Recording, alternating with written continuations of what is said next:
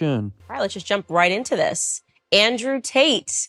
Long time. I know, it's been a very long time. Very long time. Actually, I met you downstairs at the Ritz. Correct. George and I were engaged at the time. Yep. And I probably was very swept up in George and barely got time to talk to you, but I do remember you being very polite.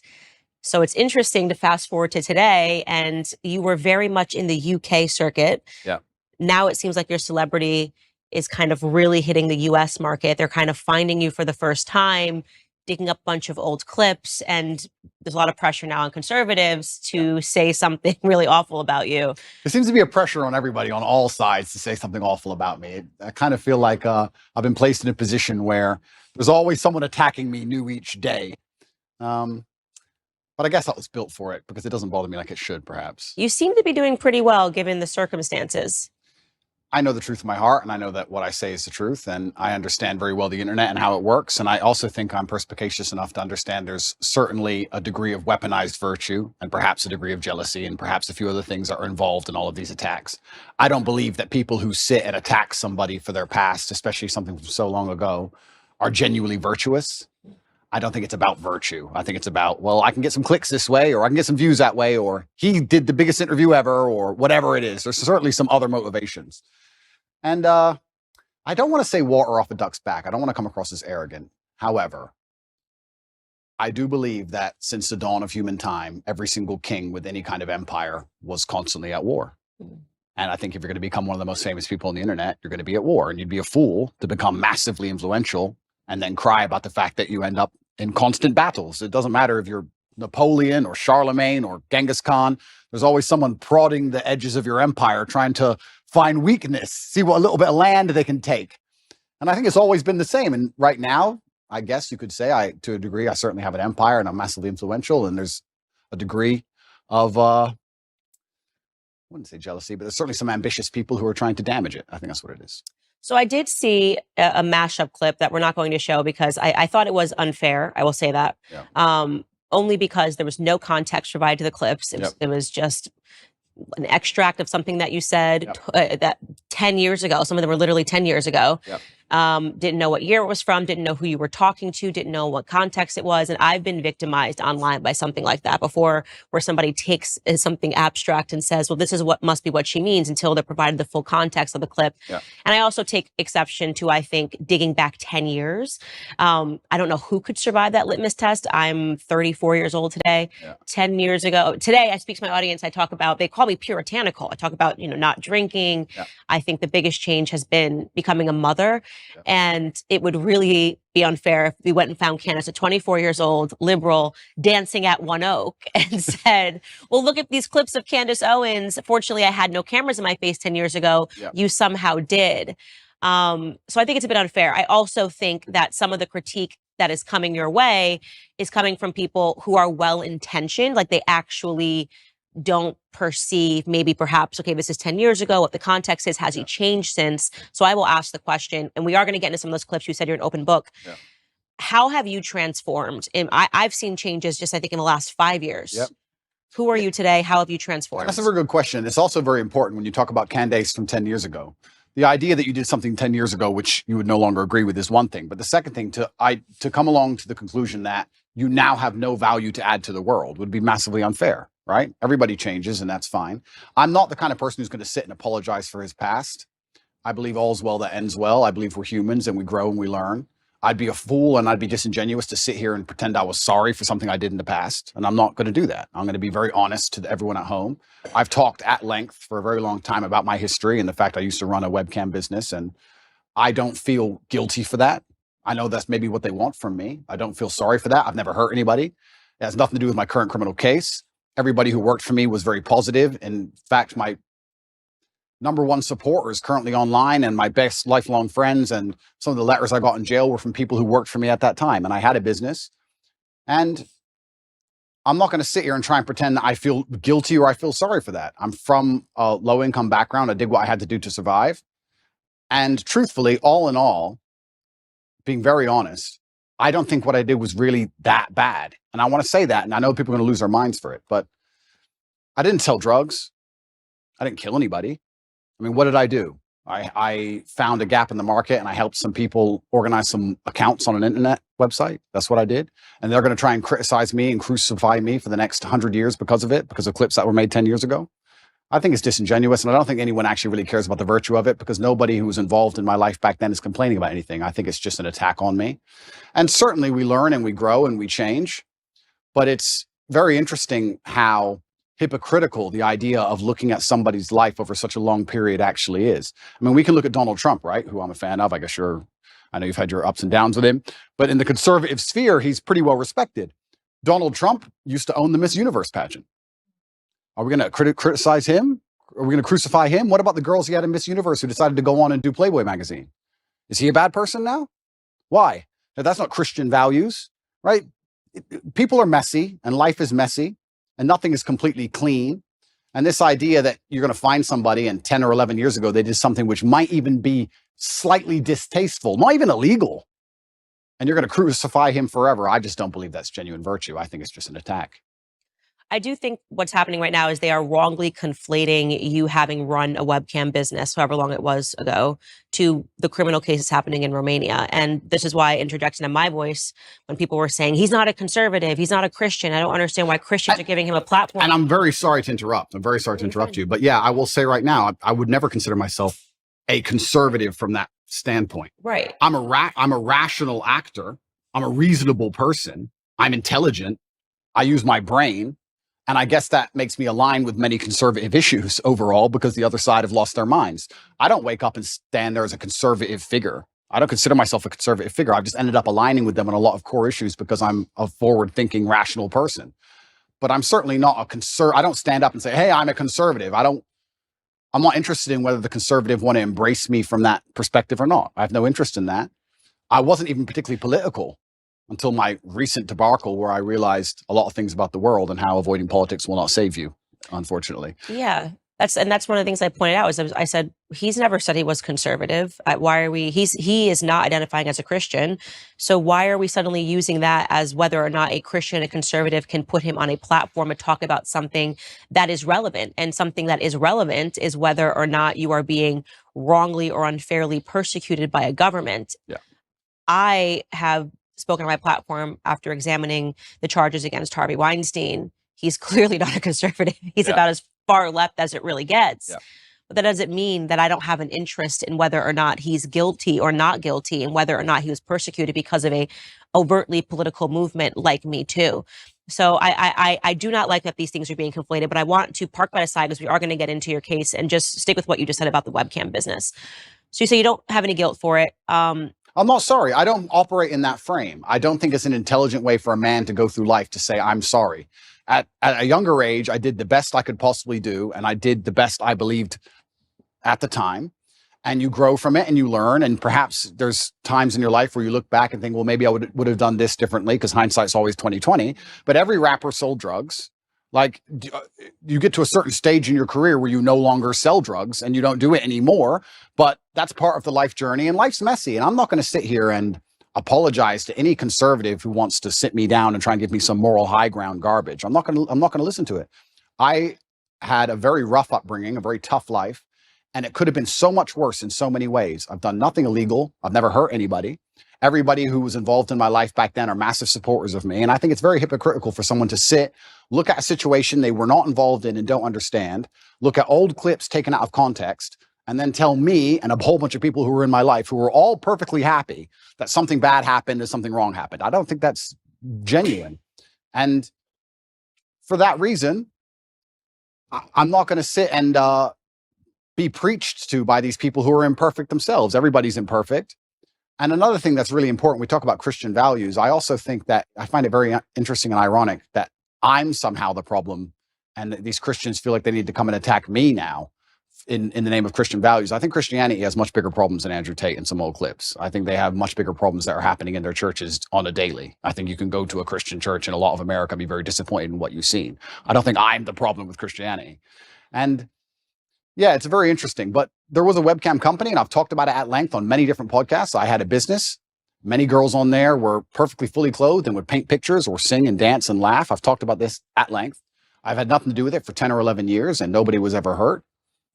And I am not sorry for it. I don't see why I should be. Okay. So the way that I read you, and you can definitely let me know if I'm wrong, obviously, because you are you, is that people that don't come from a lot, me and you, Yeah. um, obviously have different decisions that lay before us in life than people that come from everything, or people that come from a very stable household, two loving parents. And this kind of gets into the dilemma. I remember years ago, Tommy Lahren had said something. She's a political commentator in the US, had said something to the effect of, well, Jay-Z used to sell crack. And he sort of laughed. And he probably did. And he did. And he sort of laughed this off. And I remember looking at that because I looked up to Jay-Z's music so much, and I looked up to him because it made it possible for me to change my circumstances. You're looking at this guy who comes from nothing. He came from the projects. He sold drugs, and then he doesn't have to sell drugs anymore. And he's now talking about ideas and talking about business. So I was able to more closely understand and go, okay, I can actually climb out of these circumstances, even though I wasn't born, with a ton of wealth and a lot of opportunities that some people were. Yeah. And I think it's very difficult for people that don't come from nothing to understand that. And they're so sure that if they were in desperate circumstances, that they would still never do anything. But this is their massive mistake. And you're right, but this is their massive mistake. The reason I have such huge affinity with the youth of the world today, especially the masculine youth, is one, because a lot of them are disenfranchised, which is one conversation. But two, also the reason my reach is so global, the reason I have so many fans in Slovenia and Southside Chicago, and I've had kids from Ulaanbaatar come up to me, Mongolia, all around the world, is because I speak to the disenfranchised. And part of that is always going to be, or is going to involve, financially disenfranchised. I'm someone who comes from absolutely nothing and made himself into something. And unfortunately, there's a rocky road sometimes, like you just described with Jay-Z, to get that done. But if I would have been born into a perfect family, like you said, two loving parents, family was rich, white picket fence, and I was saying all the same things, then they wouldn't have the same affinity. So if you look at even a lot of superheroes, you look at Batman, he's a flawed person. And I think the reason I'm seen as a hero and the reason I have the fan base I have is because to a degree, I've always been a flawed person and I'm not a perfect human and I don't want to be. And I think that actually adds a lot of credibility to my character as a whole, that I've become the kind of person who believes he can add value to the world. And just like you said with Jay-Z, he changed.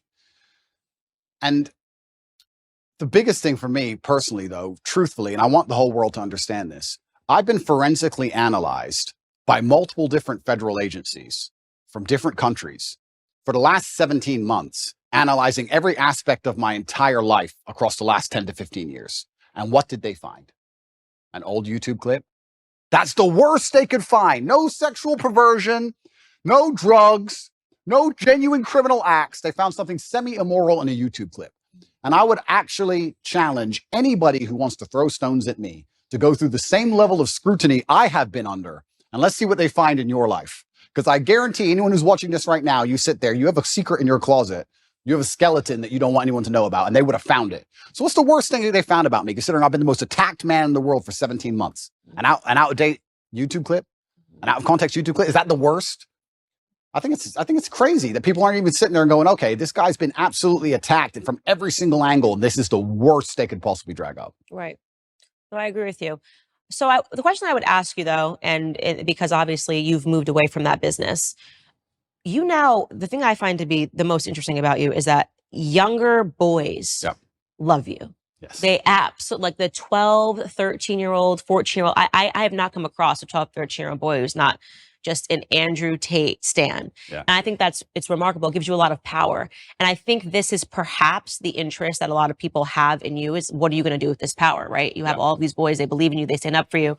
And that is why it becomes important to state, I'm not sorry that I lived this. I don't think I would say that I'm sorry for anything decisions that I made when I was young either, because this is the deck of hands that I was given. What do you want me to do? Yeah. But at the same time, I do try to, now knowing that I have such a following of a lot of young ladies that follow me, say like, listen, I did the idiot stuff, so you don't have to. Power and responsibility go hand in hand. And that's the thing that's so interesting, these out-of-date clips, and they want to talk about these things from 10 years ago. At the time when I was talking to camera, those videos were made for private circulation initially. Secondly, I wasn't trying to educate the world on anything back then. I didn't have the kind of power and influence I have back then. The way you say something to a video which has 50 viewers has to be different than the way you say something to a video that has 50 million viewers. Mm-hmm. Power and responsibility absolutely go together, and I understand that very well, and I understand the power I have. And I do believe I'm now an absolute force for good in the world, and I'm far more careful with how I'll project myself with certain ideas. Absolutely agree, completely.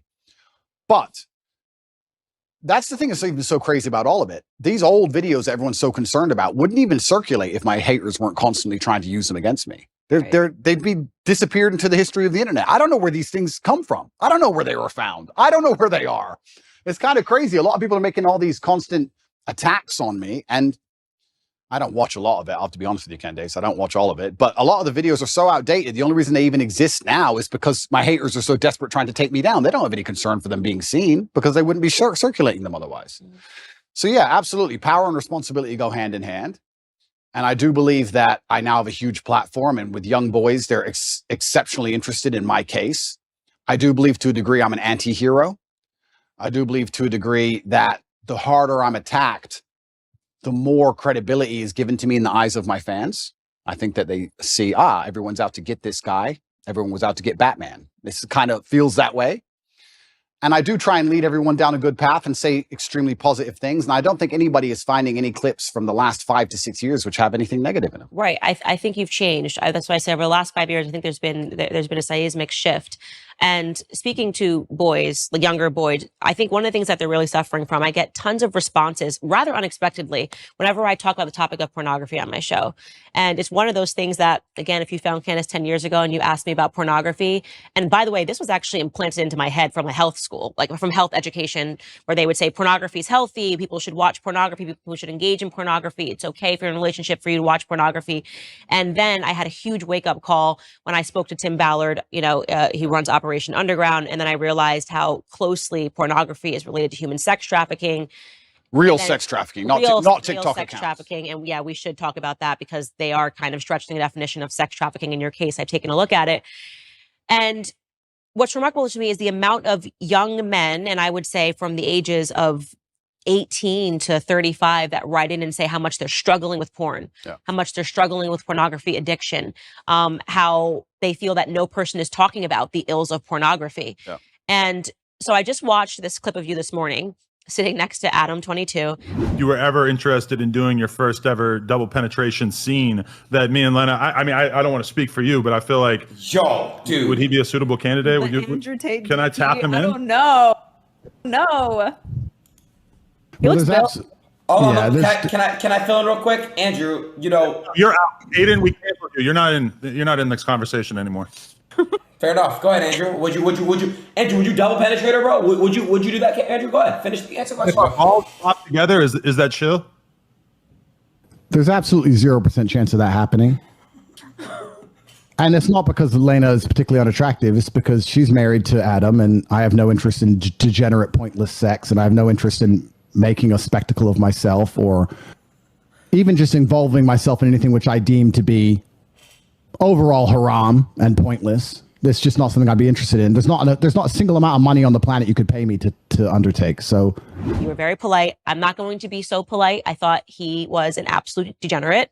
And I mean that. The idea of having a woman making the vows that you make in marriage and literally offering her body as he did to you was a form of degeneracy. And you were being very nice and measured. And I think that for that moment, that was the best thing that you possibly could have done because she looked quite vulnerable. Yeah. Lena, I think is her name. Yeah.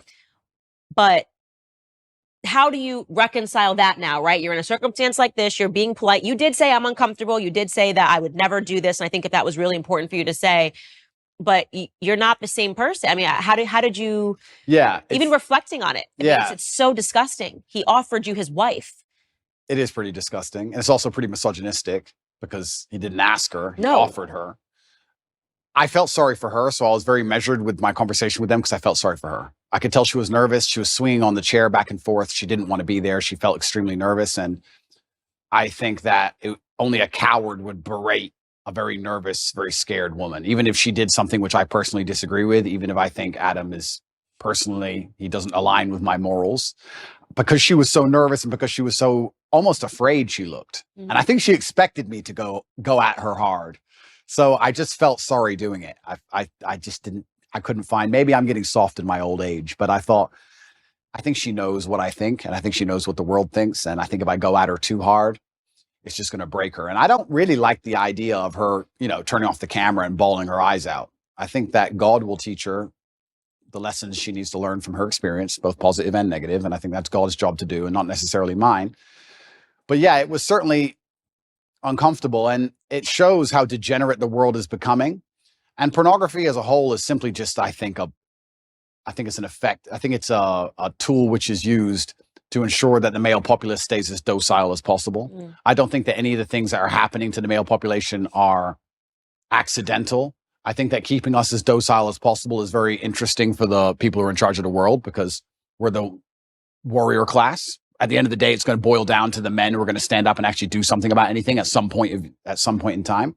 So I think they like the idea of us being docile. And I mean, how much more docile can you get than a man sitting there looking at a screen, not even want to reproduce for real because he's just staring at a screen? And I think that's just a next stage in the slave mind. And it's everywhere now. Whereas, and this is something that my husband says, he doesn't have any social media because he's like, Instagram is pornography. I open my Instagram and I've got Emily Ratajkowski's butt cheeks. Yeah. And I'm not a man, so I don't have that same biological reaction to seeing it. But I can only imagine how difficult it is for a man when you open an app and you've got Kim Kardashian offering her body to Emily Ratajkowski. Even if you're walking down the street, I've realized even how desensitized I've become to pornography, because you see an ad for Gucci and for whatever reason, she's got to be completely naked while she's holding the bag. I remember in my lifetime, there were music videos that got censored or banned or can only be played after 10 or 11 at night. And if you watch them now, you'd be like, what? For what? What is that? A bikini? Like, it's nothing. It's amazing how quickly it has degenerated. And yeah, absolutely. And we're all degenerating with it. Like I've realized the fact that I don't have a reaction to seeing the half-naked woman holding a Gucci bag means that I have been desensitized to pornography. And I can only imagine what that does to men. Oh, completely. And but this is what the powers that be want. They want to make sure that the male populace is as docile as possible. And they do that with a large array of weapons. And they do that with a web of tools. And I believe that I'm the counter to that, which is the reason I ended up attacked in the first place. But unfortunately, when you buy into the slave mind programming, you do not become the kind of man who can easily attract a woman, because you're not attractive to females as a whole. So how do you satisfy yourself? You end up sitting there staring at a screen, and they convince you that's a good life to live as a man, and that's perfectly fine and perfectly normal. And you don't even get to genetically reproduce. I do also, though, and I want to make this clear, I do believe in absolute and utter self-accountability as a man. I think as a man, everything that happens to you is your fault. Me going to jail was my fault. Me being attacked online was my fault. If all these bad things that happened to me, I will take responsibility for, even if I believe they were unfair or unjust.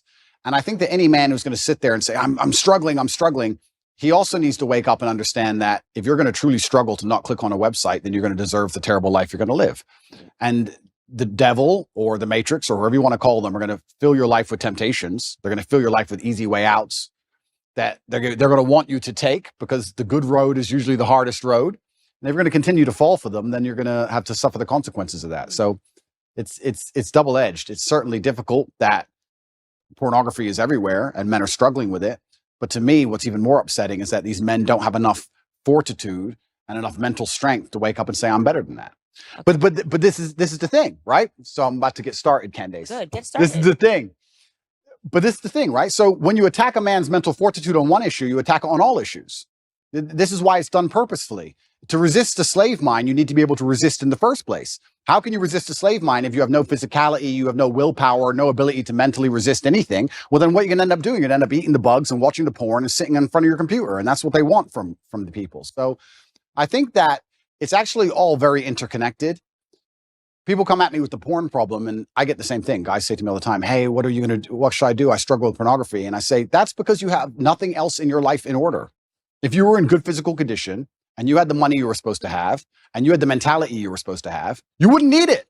So the reason you're so addicted to porn is because everything else in your life is a failure.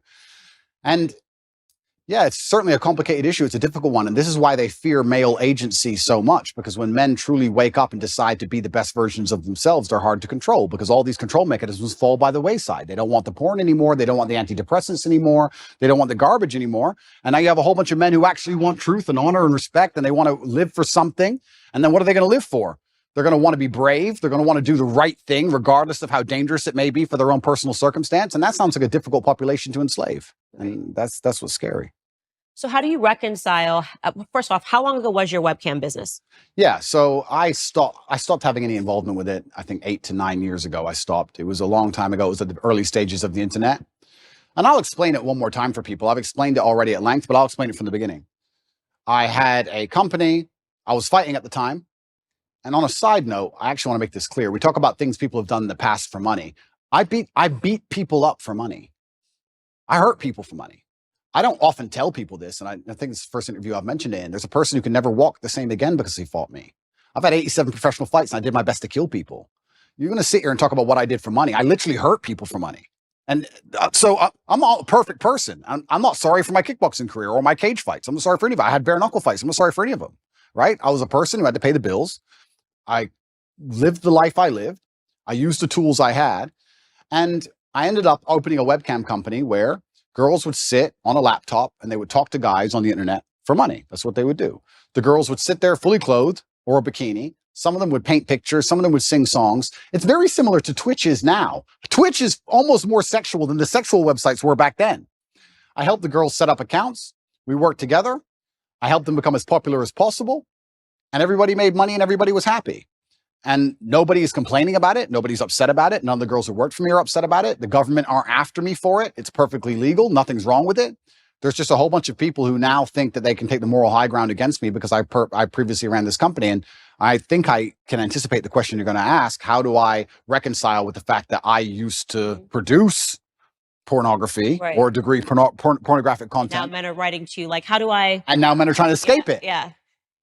That's a really good question. There's a few different ways I can answer that question. I think the first way I'll answer it is if you own a liquor store and an alcoholic comes in and you refuse to sell him alcohol, does he stop being an alcoholic?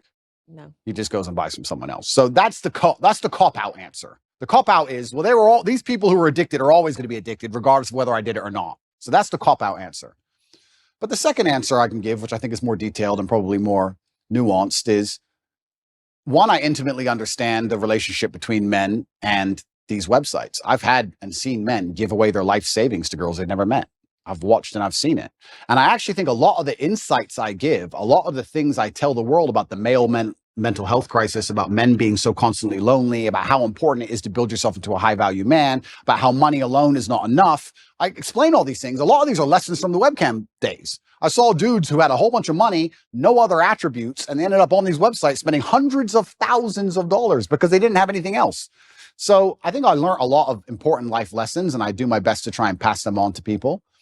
But I guess also, and this is the final answer I want to give about this whole subject, is that I do think I can take the question you're asking and reverse engineer it and use it against the people who are trying to attack me for it. My answer to it would be, how do you sit and want to criticize me for being involved in the production of pornography 10 or 11 years ago if you're involved in the consumption of it? Because you're creating a market for it. So anybody who wants to sit and say that I did things wrong, that's fine. You're allowed to throw stones. But if you're in a glass house, if you have ever signed up to an OnlyFans account, if you have Instagram, if you're following these models on Instagram who you don't know, who are showing their tits and ass all day, if you've watched porn, if you fancy or think some beautiful woman on a movie, if you're going to live in lust yourself and you're funding this entire industry, you're downstream, you're at the bottom of it. How can you then take the moral high ground on the person who's producing it? That doesn't make sense to me. So if you've totally abstained from pornography your entire life and you've never looked at it ever, and you've never been involved with it ever, and you're a perfect person and you want to come along and say what I did was wrong, that's fine. But I don't think most people who are complaining can even say that. I don't think they can. And I will once again state this, and I state this as a matter of almost fact. The level of investigation I've gone under, the level of forensic investigation my life has been submitted to, most people don't understand. Most people have never been through what I've been through.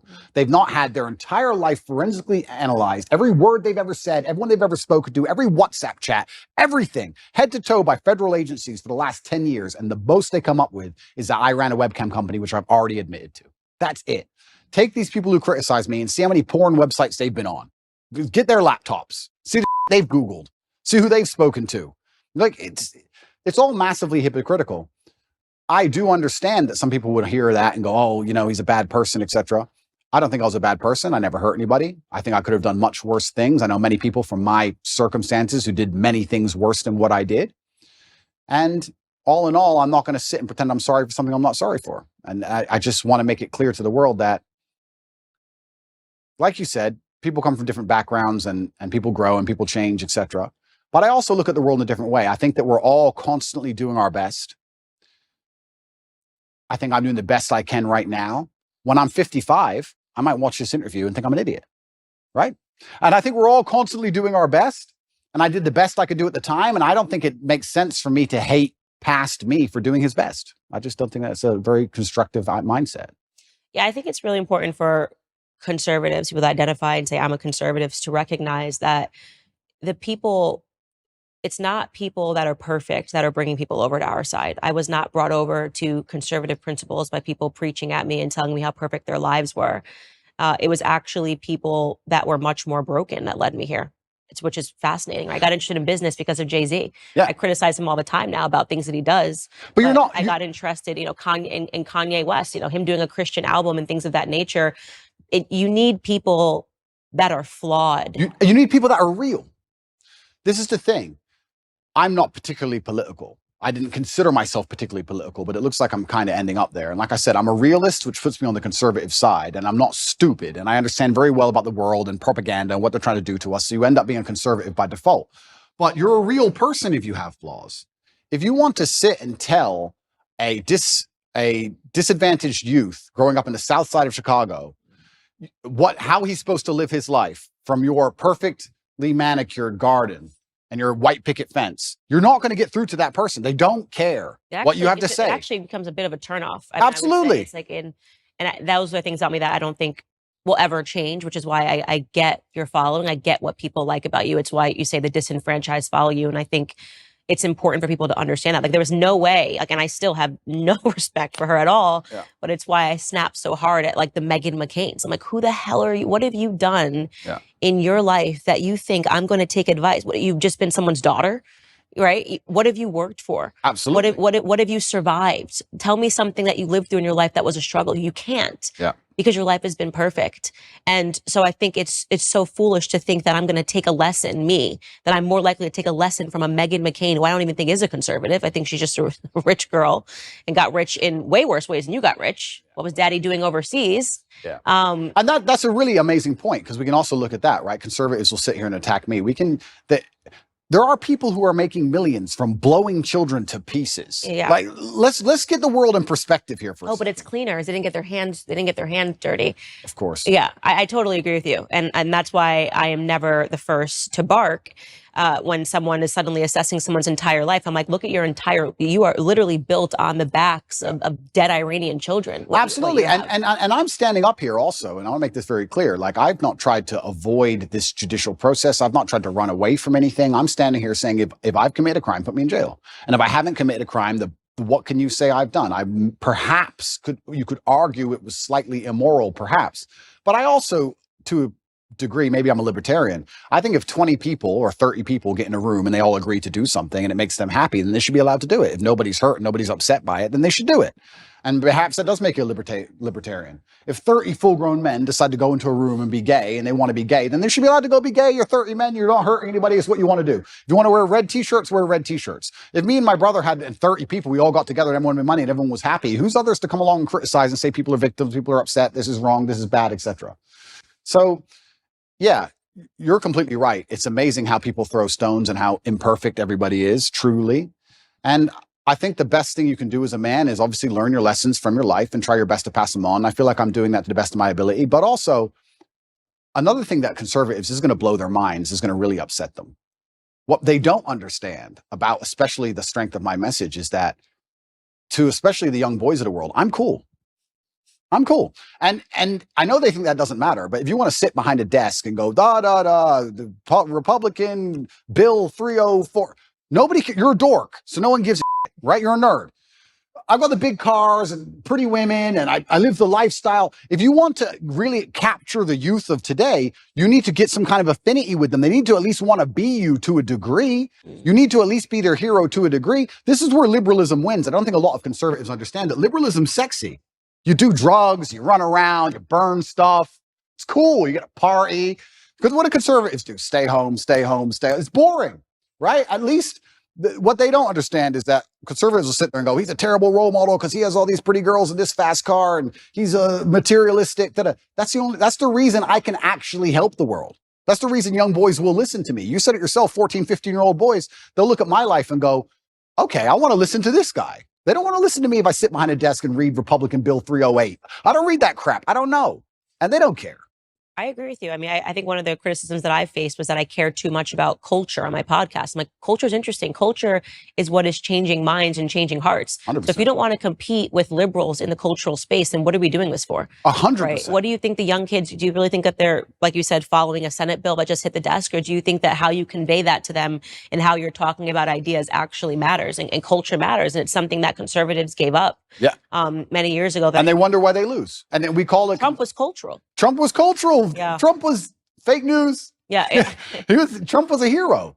And to be a hero, you have to be attacked and you have to be an imperfect person. And that's the reality of the world. And culture is super important. And you're right in regards to conservatives giving up. I'm trying to think of conservative culture now. I mean, I like to think that we're making degeneracy unpopular. I like to think that there are some good voices out there that is making God cool again. I actually like to believe the pendulum is swinging. I do believe it. And I see it online. And it's a combination of so many small things coming together almost in perfect timing.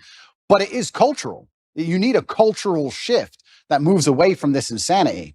And you're right. If you just want to sit there and just preach, nobody's going to be interested in it. And I also think that especially in the masculine realm, I can't talk for being a woman, but I can talk for being a man. In the masculine realm, we certainly like to see people lead by absolute and utter example. Because traditionally, we would be following our commander or the man we respected into war. So we'd like to know he can at least fight. You like to see he's at least brave. You like to see him lead by example. And I think especially if conservatives want to win the culture war, then they need to lead by example. If you're going to be a conservative preacher and you want to tell men about how they should live their lives, you should be as strong as possible. You should look in shape. You should be big. You should show you're motivated, you're disciplined. You should absolutely, of course, we all have vices, but you should be very disciplined with your outlook. You should make it very clear to the outside world that what you've done wrong, what you haven't done wrong, you should take accountability. I think you need to lead by example. I don't think you can preach to men. I don't think you can preach to young boys. I think that's the reason why they don't do so well in school in general. I don't think that's the reason why they're disenfranchised. I think you need to just lead by example and let them follow. And I feel like I'm kind of doing that by just standing up and saying, no, this is who I am and I'm unapologetic for it. And this is what I've done. And this is what I intend on doing. And I'm going to try and save the world.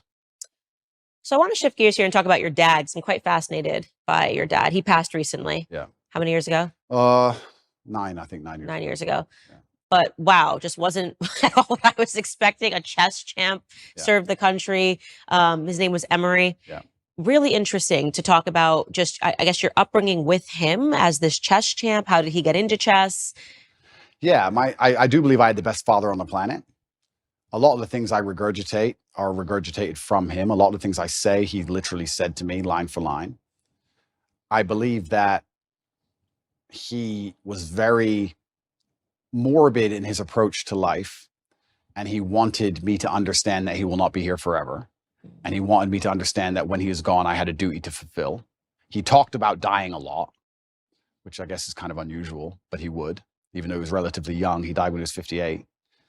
But he was a chess professional. He was a professional chess player. He was one of the best chess players in the world. And what's most interesting about him is he almost predicted the future absolutely and utterly perfectly. He was talking about the Ukraine-Russia war back in 2013, and he was talking about how the gay people can't have children, so they're going to come for your children. Trust me, that's what they're going to do. The children are next. Like, he'd say all these things back like 10 or 11 years ago, and I'd be like, all right, Dad, you're a bit crazy. Calm down.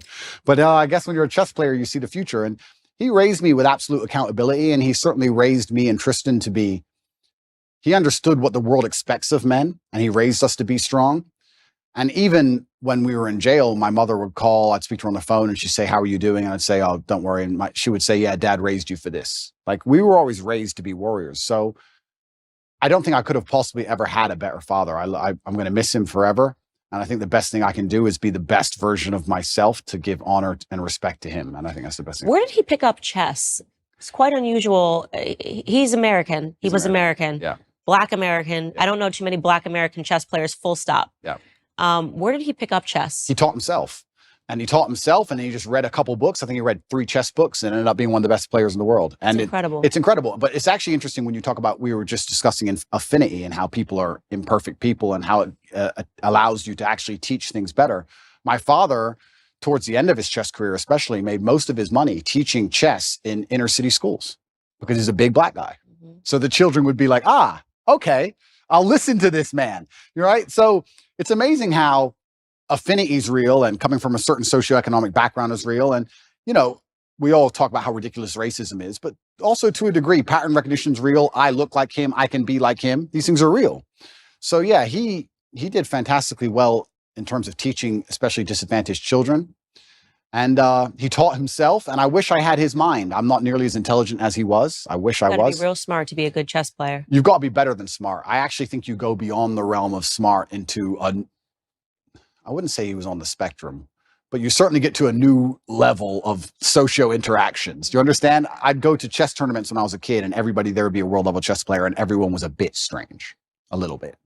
I don't know if it's like that anymore. I see the chess community's now moved online. There's a lot of them playing online, and they seem a lot more normal than the grandmasters I remembered. I remembered old grandmasters, half drunk, ex-KGB, shaking at the board. Yeah, like it was a bit different back then. But yeah, I wish I had his level of intellect. He was certainly the smartest person I've ever known. And even when he died, I got endless emails from people I'd never heard of who just said, I worked with your dad, and I don't think you understand how smart he was. He served America, yeah? He served America. He was in the Air Force, and he was a linguist for the CIA. He joined the Air Force. He ended up being a linguist for the intelligence. What other languages did he speak? He spoke Russian, German, Spanish, and English. But officially, he was supposed to speak Russian. He assimilated Russian in 2 weeks. I think he holds the Air Force record.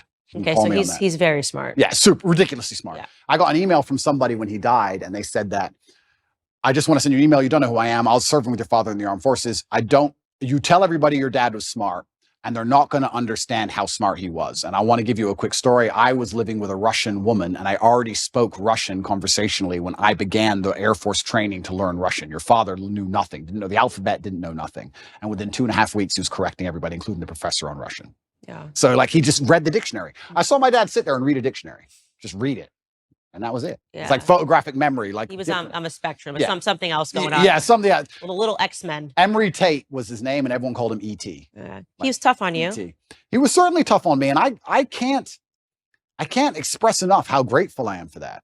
We live in a world now where I'm going to say that my dad hit me when I made a mistake, and everyone's going to lose their minds. And they're going to pretend I was somehow abused and that somehow my childhood was terrible. And I could not if he was come down to earth today, I would shake his hand and say, thank you for absolutely everything you gave me, including discipline, including understanding that in the harsh realities of the real world, there is a line. And if you cross that line, violence appears. That's the unfortunate reality of earth. There's a line. And if you cross it, violence will appear, either from a cop or from a guy on the street, or from someone you don't like, or even a friend will turn on you, whatever. There's a line that shouldn't be crossed. And I learned that from a very young age, and I'm very thankful for that. I'm not sitting here saying a kid should be abused. There's a difference between abuse and discipline, of course. Everyone with a brain understands that. But he was extremely tough on me. And if I could change anything about my childhood, I'd only wish he was tougher. Because life's tough. Life's hard. And I think that the best thing you can possibly do as a man is prepare for the endless difficulty that's going to come your way. There's no way out as a man. You're either going to have a very difficult life to become somebody important, or you're going to suffer the difficulty of being invisible. What do you want to do? You want to be invisible and just hide and work in Starbucks and never have a girlfriend who truly loves you and nobody care if you live or die? Or do you want to go out there and be top G and be the most famous man in the world and have government agencies trying to lock you up for no reason, putting you in a dungeon? You have to make a choice. It's going to be difficult either way. So I think if you have a son and you're not preparing him for absolute difficulty, you're doing him a disservice. I think that's what has to happen as a man. And I've said this many times before, but I'm going to say it again. I don't think many people understand exactly how competitive the masculine world is.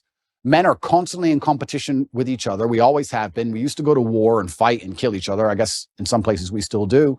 Maybe that's calmed down a little bit. But in the masculine world of today, everybody is constantly competing for everything. The car that you want, other people want. The woman you want, other people want. The house you want, other people want. You're competing to have all of it. And how do you do that? You do that through status and money and influence and power. It's war.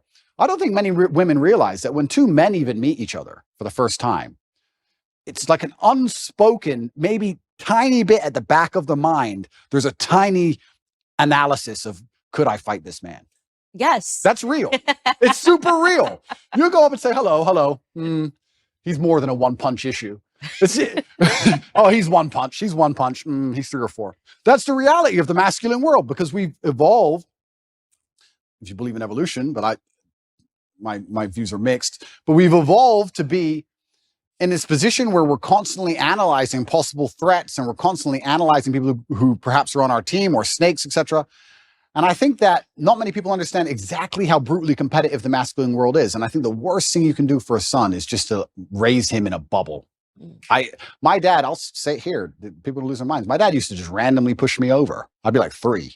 You just not hard, but just get up, boy. Okay. And mom would be like, why are you doing that, son? He's like, you get pushed over. That's life. My mom hated that she did that to me. But yeah, I can give him nothing but praise. I'm really so thankful I had the upbringing I had. Do you think he's proud of you? I'm certain he's proud of me. And it's amazing how much strength I can get from that. It's amazing how much strength you can get from knowing that your ancestors looking down on you and you're doing your absolute best. I also believe that God can be proud of you when you do your absolute best. And I don't think many people genuinely do their best in the world anymore. When I say do your best, people sit and go, oh yeah, okay. No, when's the last time you actually did your best? Like, I don't train to run marathons, but I know if I gave my best, I could run a marathon right now, first try. If I gave my best, life depending on it. When's the last time people have genuinely given their best to anything? There are people going through the world and going through life today that don't give their best or 100% effort to anything ever. Ever. They can't even remember the last time they tried. So when I'm sitting in a dungeon, I'm sitting in a Romanian jail cell, I understand that it is a chance that God has given me and my ancestors are watching for me to do my absolute best and to show to them that I am the man I say I am. You can't become the most famous man in the world for mental resilience and God not test your mental resilience. I think that would be a very amateur way to view the world, that you can now become one of the most famous men in the world who talks about mental discipline and mental resilience and God's not going to test it. I think God's going to come along and say, okay, you want to be Mr. Famous. All right, let's see what you have. So I believed it was a chance to show God and show my ancestors and show my father that I am the man I say I am. And it's amazing how much strength you can draw from that, because I don't think many men especially understand that even if you don't have the strength to be a hero for yourself, you should have enough discipline and enough honor to want to be a hero for somebody else. And if you have other people you truly respect, you should want to be a hero for them. And I think that's the masculine imperative. If someone's going to attack your wife, that's when you become a hero for her. You have to. What kind of man are you if you're not? And you can apply that to other things. If you apply that to your ancestors, or you apply that to God, or you apply that to your beliefs or your core principles as a man, then you can be a hero anytime you want. So it's so funny that you say that, because it really does. Everything goes back to biology. I think about this all the time, no matter how much sociology is behind everything, telling men to act like women and women to act like men. At the end of the day, women want a masculine man. And when they don't have a masculine man and they beat their man into submission, they're not attracted to them anymore. When it's a tail in between, it's just not attractive anymore. And I used to maybe think of this boyfriend that I had when you were talking about, just defending the realm, this sort of responsibility that men have. And I remember sitting there realizing that I had to break up with him because I thought that if somebody burst through the door with a gun, I was going to have to be the one that would have to defend us, because he was just such a flower. 100%. And it's in society is yet blaring at men to do the opposite. And they're trying to confuse us. This is why I think you have a platform. This is my whole theory that I built in my head about why you have a platform, is because Lena Dunham came before you, right?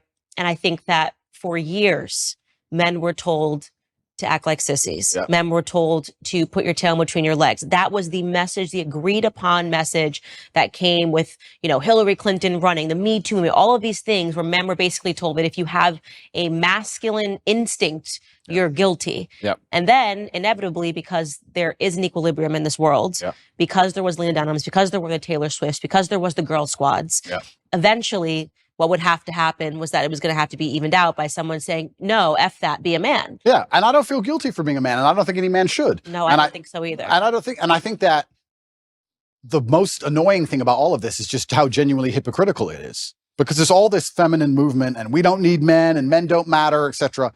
That's music too, men ain't the whole, it's a agreed upon message that men suck. Absolutely. And it's only in the most favorable possible circumstances where females will say that. And that's what's so disingenuous about it, because as soon as things actually begin to get hard, the closer we get to the realities of life, the closer we get to the unfortunate circumstances of the world, and they exist in many places, the faster you'll see people look for traditional masculinity to protect them. So it's not even like it's a genuine belief. That's what's so upsetting about it, is that it's just, I don't know if these people are delusional or if they're deliberately hypocritical. I'm not sure which one it is. I think they're brainwashed. I think it's a two-prong approach. I think it's the cultural messaging, and also in the education system, they're actively learning that this feminism is what you need to aspire towards. Like when you get out of school, women, you should want to compete with men in climbing the corporate ladder. I actually think there's a mass brainwash that's taking place. Oh, completely. They want to neuter men, and the way you do that is to empower women to a point where they're now the dominant power, especially in the Western world. I believe we live in a matriarchy. I don't believe it's a patriarchy like we're told it is. I actually believe it's the other way around. I can't think of a single law that benefits men over women, but I can certainly think of some that benefit women over men. Mm-hmm.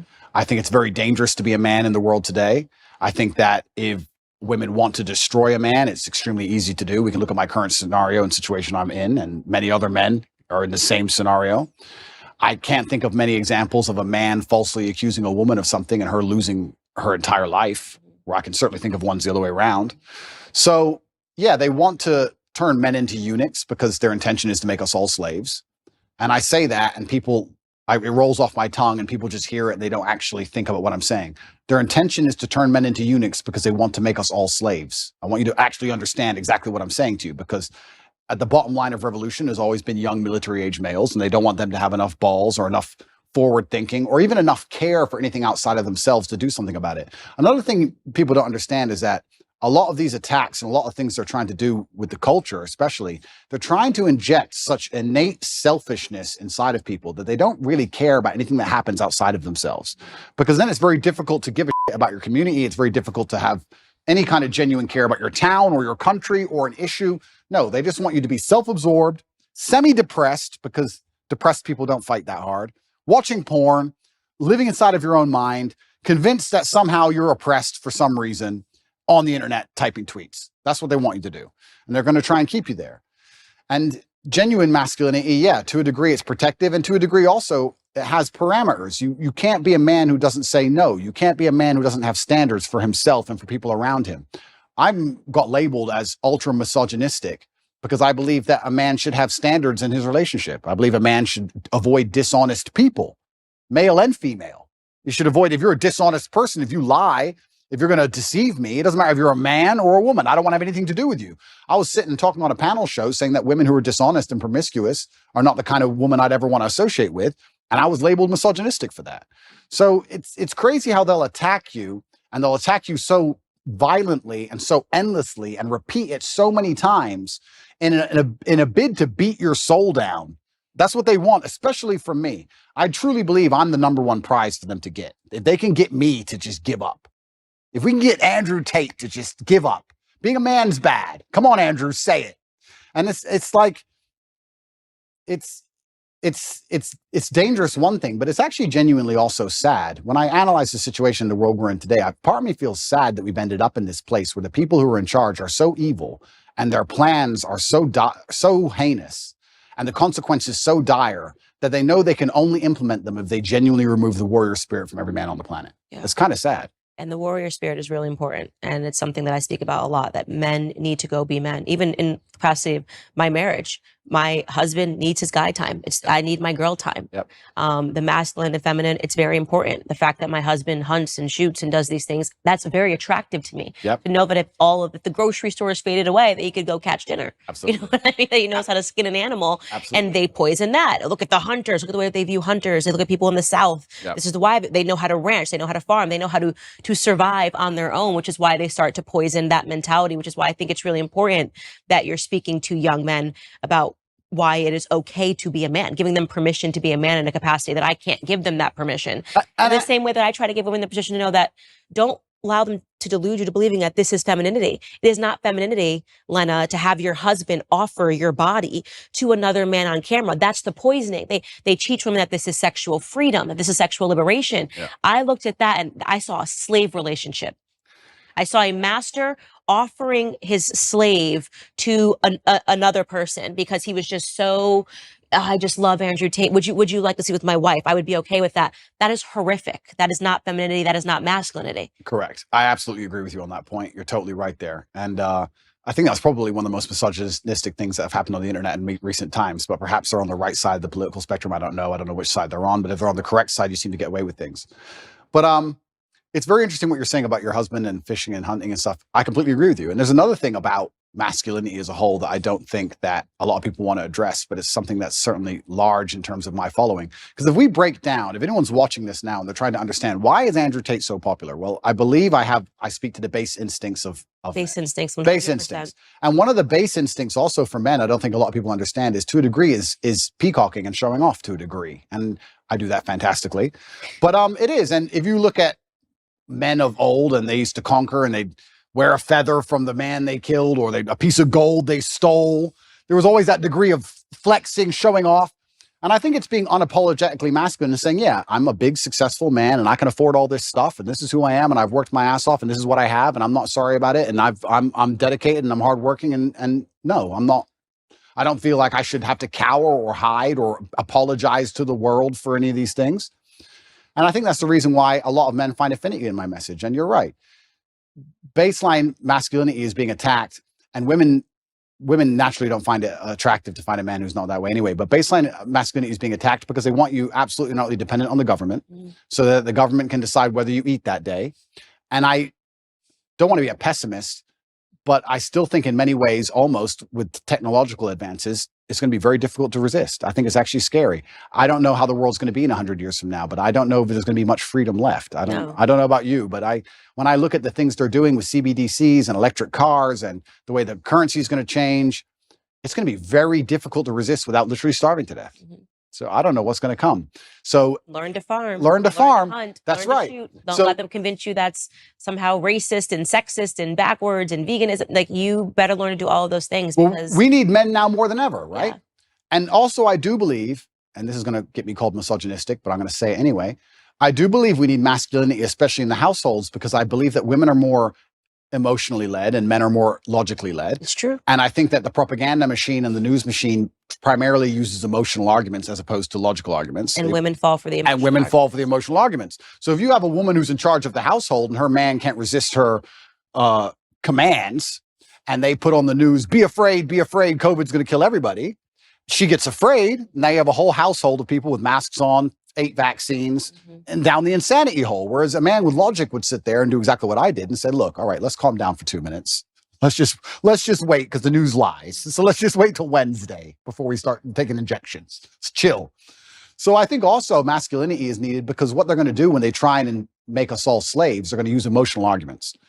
And they're going to come along with, I was talking about COVID with someone the other day, and we were saying how insane it all was. And I said, imagine how insane something like COVID will be once the police force are robotic. Imagine once it's all AI, no mask, done. Like, at least in certain countries, and I know because I traveled the entire world doing COVID, I'll say here publicly on the internet, I broke every single COVID rule. I broke every single lockdown restriction. I broke all of them. Every single one. Never listened to any of them. I broke more. It's a competition. Yeah, so if it's a competition, I broke more. You sure? And from day one, I was like, absolutely not. I didn't even let people that were wearing masks into my house. I was like, my baby will not look up and see somebody wearing a mask in his crib. That's scary. Yeah. Looking like Bane, look over his crib. Like, that's just not happening. Amazing. But yeah, I mean, me and my brother, we moved to Sweden. We resist the COVID thing from the absolute beginning. We tried our best because Sweden was completely wide open. Absolute insanity.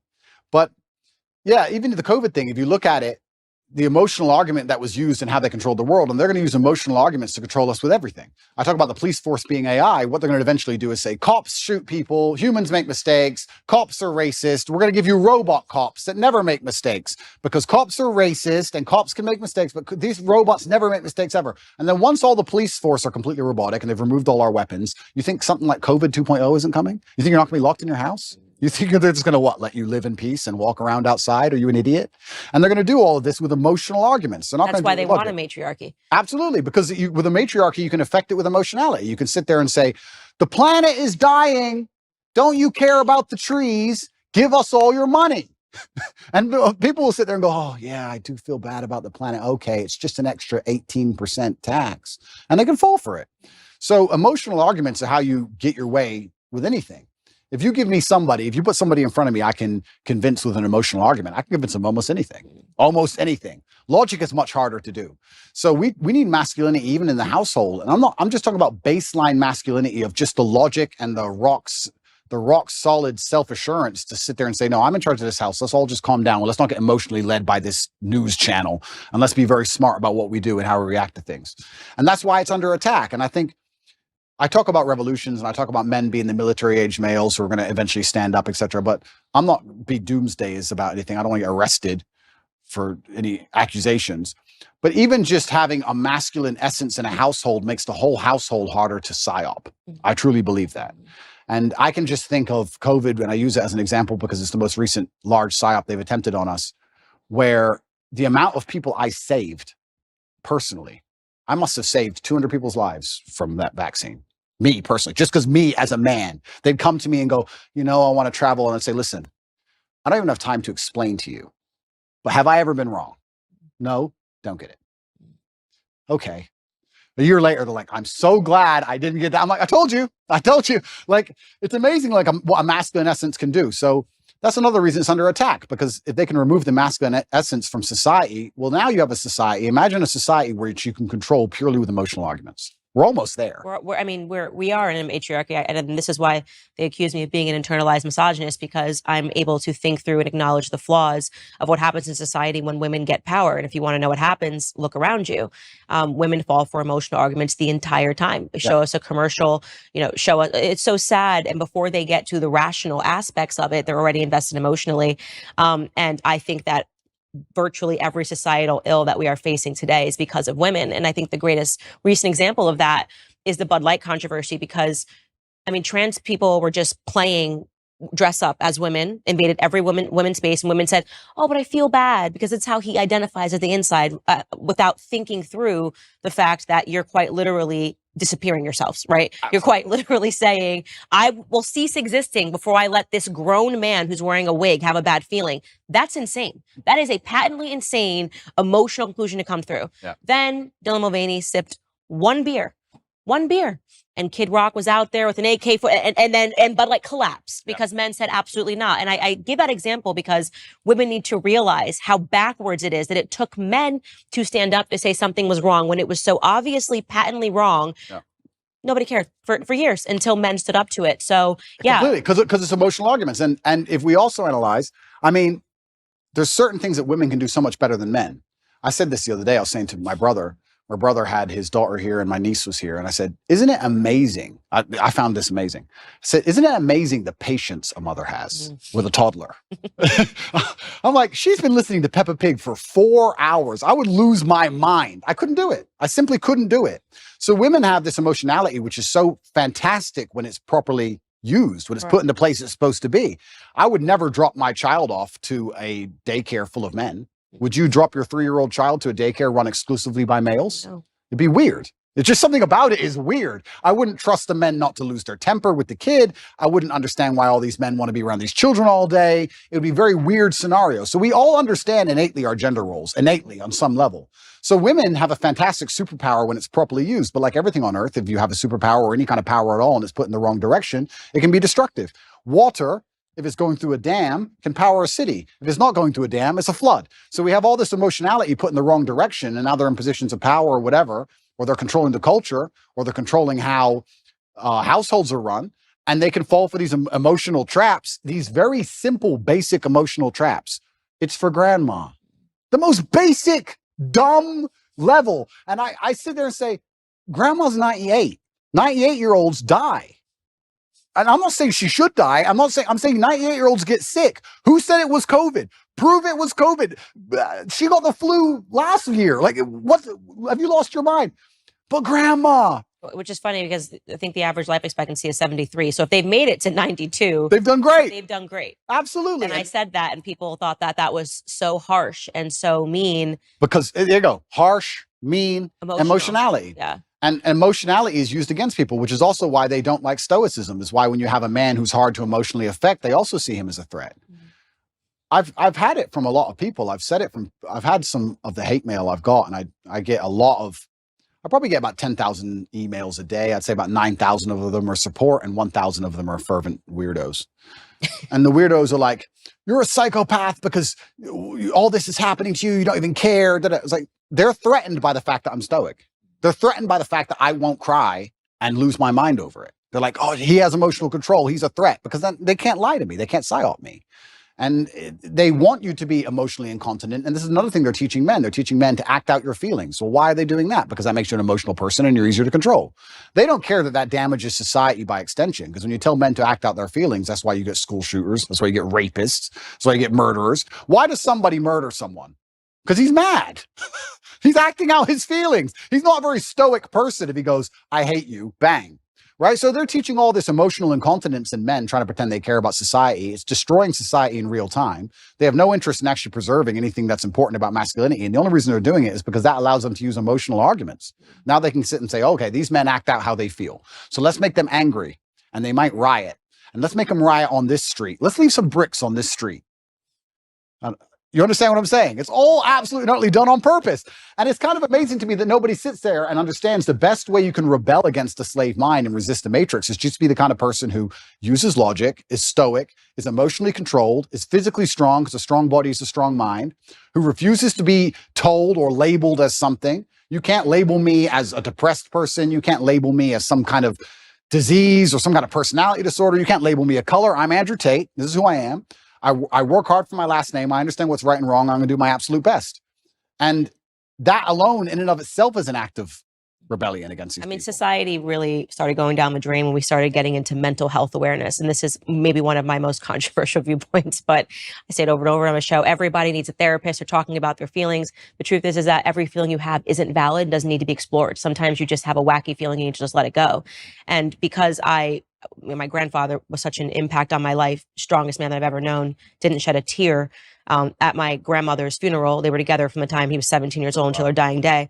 I'm certain he collapsed when he got home. Yeah, of course. But this traditional display of masculinity in my grandfather's perspective that a man needs to let it die in his chest, before displaying this emotion had an impact on me. And when I see, like, I guess to give a cultural example, someone like Prince Harry, on TV, with his arms like this, breathing and showing what he learned in therapy, it makes me want to die a little. Completely. It makes me want to die a little when I see men acting like this. Completely. And that's controversial because they're supposed to say, oh my God, he's so brave. It's so stunning. Like, he's showing this side of him. Everything about Prince Harry, to me, is what a man should not be. Right? Absolutely. What you've done to your family, betraying your family, allowing a woman to assert that much control over you that you would, for profit, betray your family. I mean, everybody's got a family. Everybody's got family issues. Don't even let me get started. But the idea of selling out your family and then going the royal family, selling out the royal family. And what happened, it's such a display of what's happened to men, what's happened to masculinity. He's giving up his guns. He's never going to do this anyway. It's all of it is such a public example of what can happen. The thing is, I know what's so interesting is I know how miserable he is. He's miserable. There's no way a man can be happy in that scenario because I think masculine happiness comes from strength and to a degree excellence, and also comes from respect. Mm-hmm. Men want to be respected, and he doesn't respect himself. His family doesn't respect him, and his woman doesn't respect him. I know how unhappy he is. I know how unhappy she is by extension. It's just an unhappy, miserable house. He gave up everything and gained absolutely and utterly nothing. This whole therapy thing, the reason I believe they push therapy so heavily is because it goes into something I said a little bit earlier about selfishness. If you convince somebody that they have to spend hours and hours per week sitting in a chair talking about that feeling they had last Thursday in the kitchen. That's crazy. It's insane. Crazy. You want to talk about creating mental illness. There it is. This exasperates problems. This makes it worse. Mm-hmm. And it also builds this culture of absolute and utter selfishness.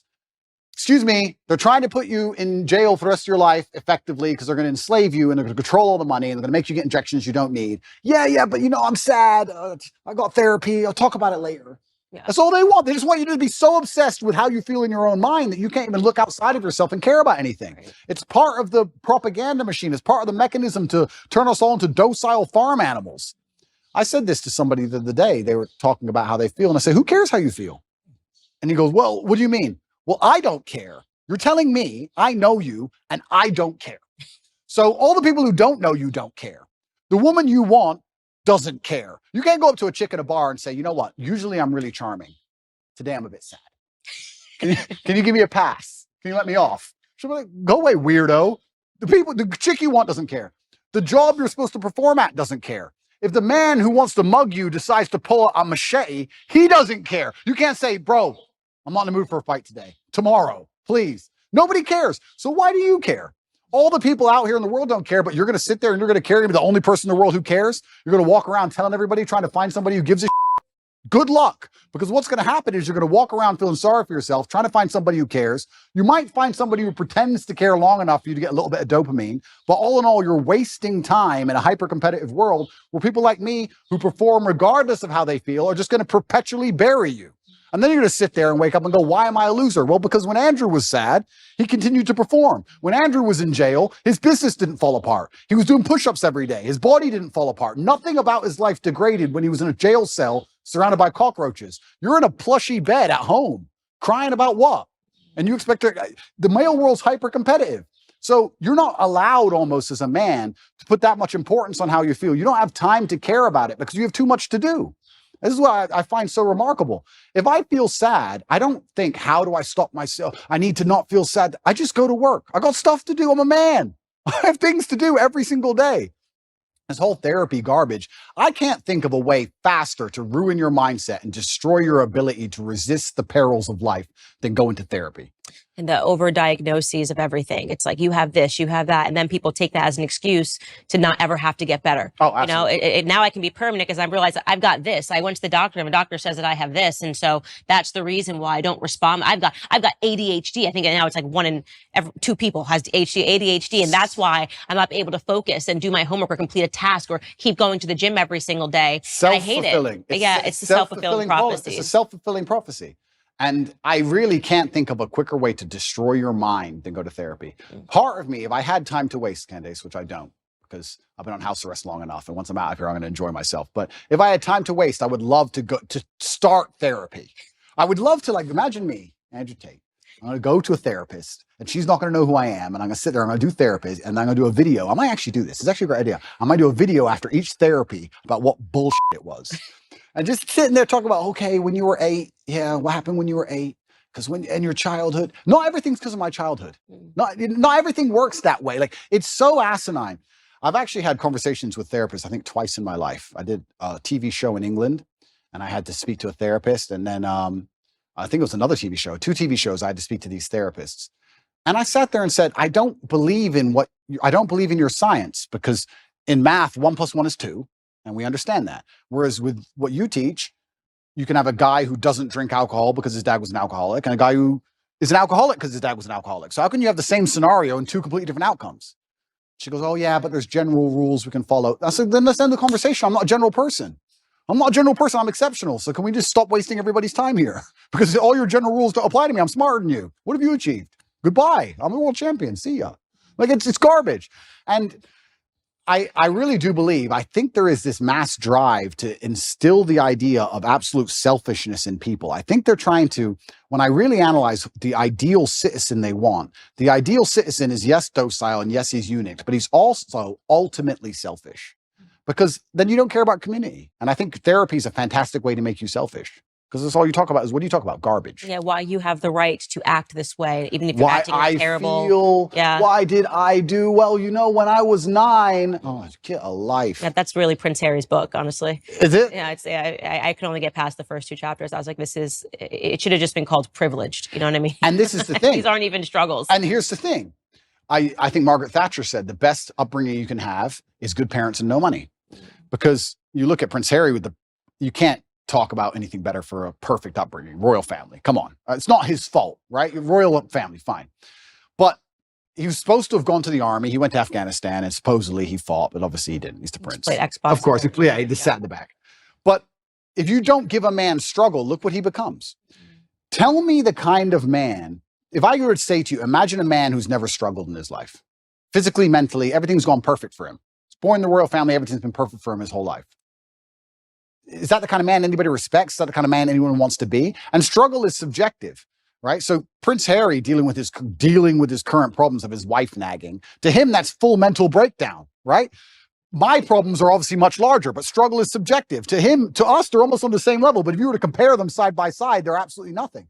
So as a man, you have to build resilience, and you build resilience through going through something and building a tolerance to it. And this guy's had such a privileged life that he's ended up a miserable, depressed, unhappy person. So this is what's actually very interesting. When men come to me or young boys come to me and talk about something bad that happened to them, I said, good. Absolutely, you're not really good. You should be glad that thing happened to you because that's the reason you're going to be the man who can resist the perils of life in the future. If bad things don't happen to you, you're going to end up like Prince Harry. You don't want to end up like that dude, do you? No one does. Yeah, exactly. So your life's going to be so easy. You're going to get to the end result and your wife's just going to wreck you. So you need to have all these bad things happen to you so you build the mental resilience. And that's another thing about masculinity and males as a whole. We're trying to take that all away from them in almost every regard. And it's kind of like, there used to be like rites of passage where a boy would become a man. That's all gone.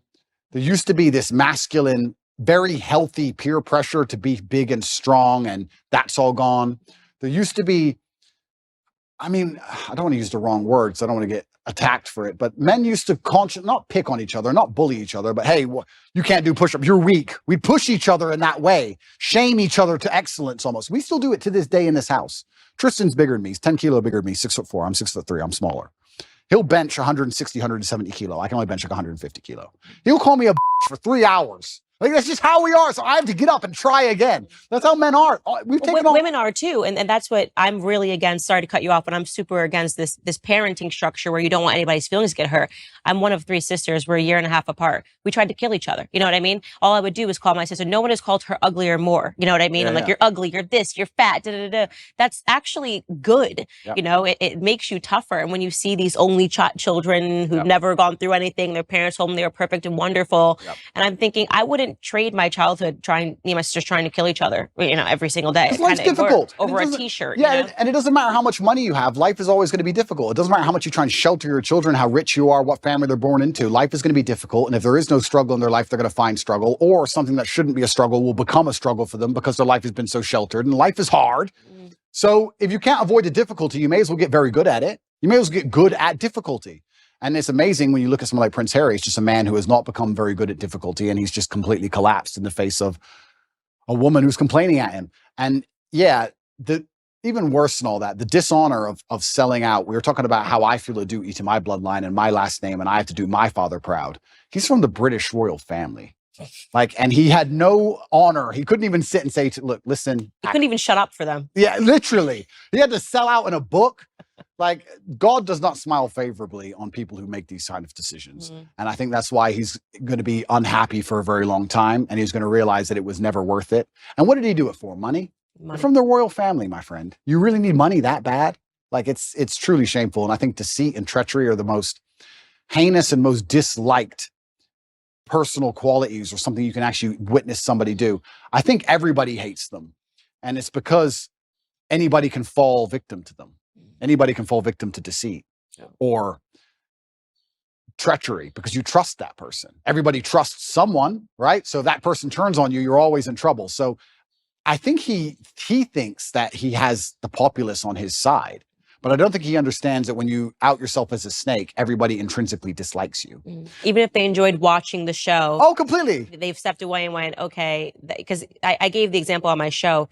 You have the Kardashian family, but the one thing about them is they're thicker than thieves. So America does like a reality show, right? Like a reality show, but the reason why they have gained popularity is because actually they always back each other up. Yep. They still remained a family unit. 100%. And when you betray that, when you betray family, I think left and right, you just kind of go, okay, maybe that was a little too much. Yep. It was fun to watch. It was fun to watch, but we don't really trust you. I don't want to be your friend. Yeah, I don't want to be your friend. I don't want to be your friend. Yeah, completely. I mean, you're going to sell your own brother out? What am I to you, right? If you do that to your own brother, what am I to you? Absolutely crazy. And then he wonders why. And I also think what he probably doesn't understand, and if he's watching this, you never know, he might. Hello, Harry. If he's watching this, I don't think he even understands that even his woman views him that way. Even Megan views you that way. Even Megan looks at you and goes, I complained at you over William, and you were supposed to tell me to be quiet, and you didn't. So now I think you're a bitch. Now what? And you wonder why she's never happy. So now he's in big trouble. I don't know what he's going to do with his life, but he's in big trouble. But it's interesting where I don't see how. It's actually an interesting conversation to have about how psyops can work as a whole, because when I analyze, especially as a man, and I always talk from the masculine frame, not because I'm a misogynist, but because I'm a man. And I understand the masculine frame because I am a man. If you stray from the archetype of masculinity, if you stray from honor, courage, if you're not dutiful, if you don't believe in putting honor in your last name, if you don't want to be physically and mentally strong, if you don't believe in finding problems to solve, you don't believe in having a difficult life, if you stray from this because you've been psyoped to stray from it, all you end up with is misery. And it's amazing that people will see anybody who's strayed from it end up perma-miserable and still fall for the psyop. I find it incredible that people don't think logically long enough to sit and say, okay, whose life do I actually want? I would never adopt the thinking of somebody whose life I didn't want. I don't know why people even do that. I could sit and have a conversation with Prince Harry for 10 hours straight, and he could be as compendious and convincing and concise, and he could be extremely perfectly articulate with his points. And at the end of it, I'd say, yeah, but I don't want to be you. So I don't want to think like you. So get fucked. Yeah. But I wouldn't want to listen to him. So I don't know why people don't even just wake up and go, okay, whose life do I want to live? What kind of person do I want to be? Who do I want to be like? That's the kind of thinking I need to adopt and install in my mind, because we're all being programmed by someone to a degree. And I don't think you can escape programming. You can just choose the programming that you are going to install inside of your mind. I'm not going to sit and say I'm not programmed. My father programmed me. My fight coach programmed me. The friends I have around me program me. My brother programs me. My social circle programs me. We're all programmed to a degree. You have to be very careful with who you're going to allow give you the programming. Because if you put it up to society and culture, the current culture, as a man, you're going to end up like Prince Harry. Do you want to be Prince Harry? It's a big question. It's a big question. And the answer is no. Yeah, the answer is no. It's interesting what you said earlier about putting things back to biology, because a lot of human nature is certainly animalistically biological. And even if we look at Harry and Meghan and how they interact in their home, I obviously don't know, but I can almost guess to the T the arguments they're having. I can imagine him saying, I gave up my family for you. This is what you wanted. I gave you what you wanted. Why aren't you happy? I gave you everything you liked. And he's trying to use a logical or an emotional, well, he's trying to use an emotional argument, but it ain't going to work because she doesn't respect him. But he's trying to use a logical argument with her, trying to understand why she treats him so badly after he completely and utterly complied. But humans are biological, and she, as a woman, wanted him to be a man. She wanted him to have some degree of parameter and barrier. And if you don't put up any parameter or barrier as a man, what a woman's going to do is she's going to push you and push you and push you and push you. She's going to see how far she can push you. That's the reality of it. We can talk about any relationship, whether it's Harry and Meghan or any other relationship. If you're a full-grown man and you don't set parameters or set barriers, the woman's going to push you and push you and push you until she eventually finds one. And we can look at that in a romantic relationship, but also people in general. If you're going to give to a taker, they're going to take and take and take and take until you eventually say no. That's how humans work. So she was waiting for him on a biological level to stand up and be a man and say, listen, you've joined the royal family. You're right. You had to bow to the Queen of England. Correct. Because it's the royal family. Get over it. That's all he had to do. He could have saved himself all this mess. He could have saved himself all the running away and looking like a fool and the upcoming divorce and all this garbage if he would just put his foot down. He never did. And she was trying to inspire in him the warrior. I think a woman sometimes tests a man to say, okay, how much will he put up with? Because they want to see, are you a man or not? What if a man's giving you shit? What will you do? They want to see if you're about it.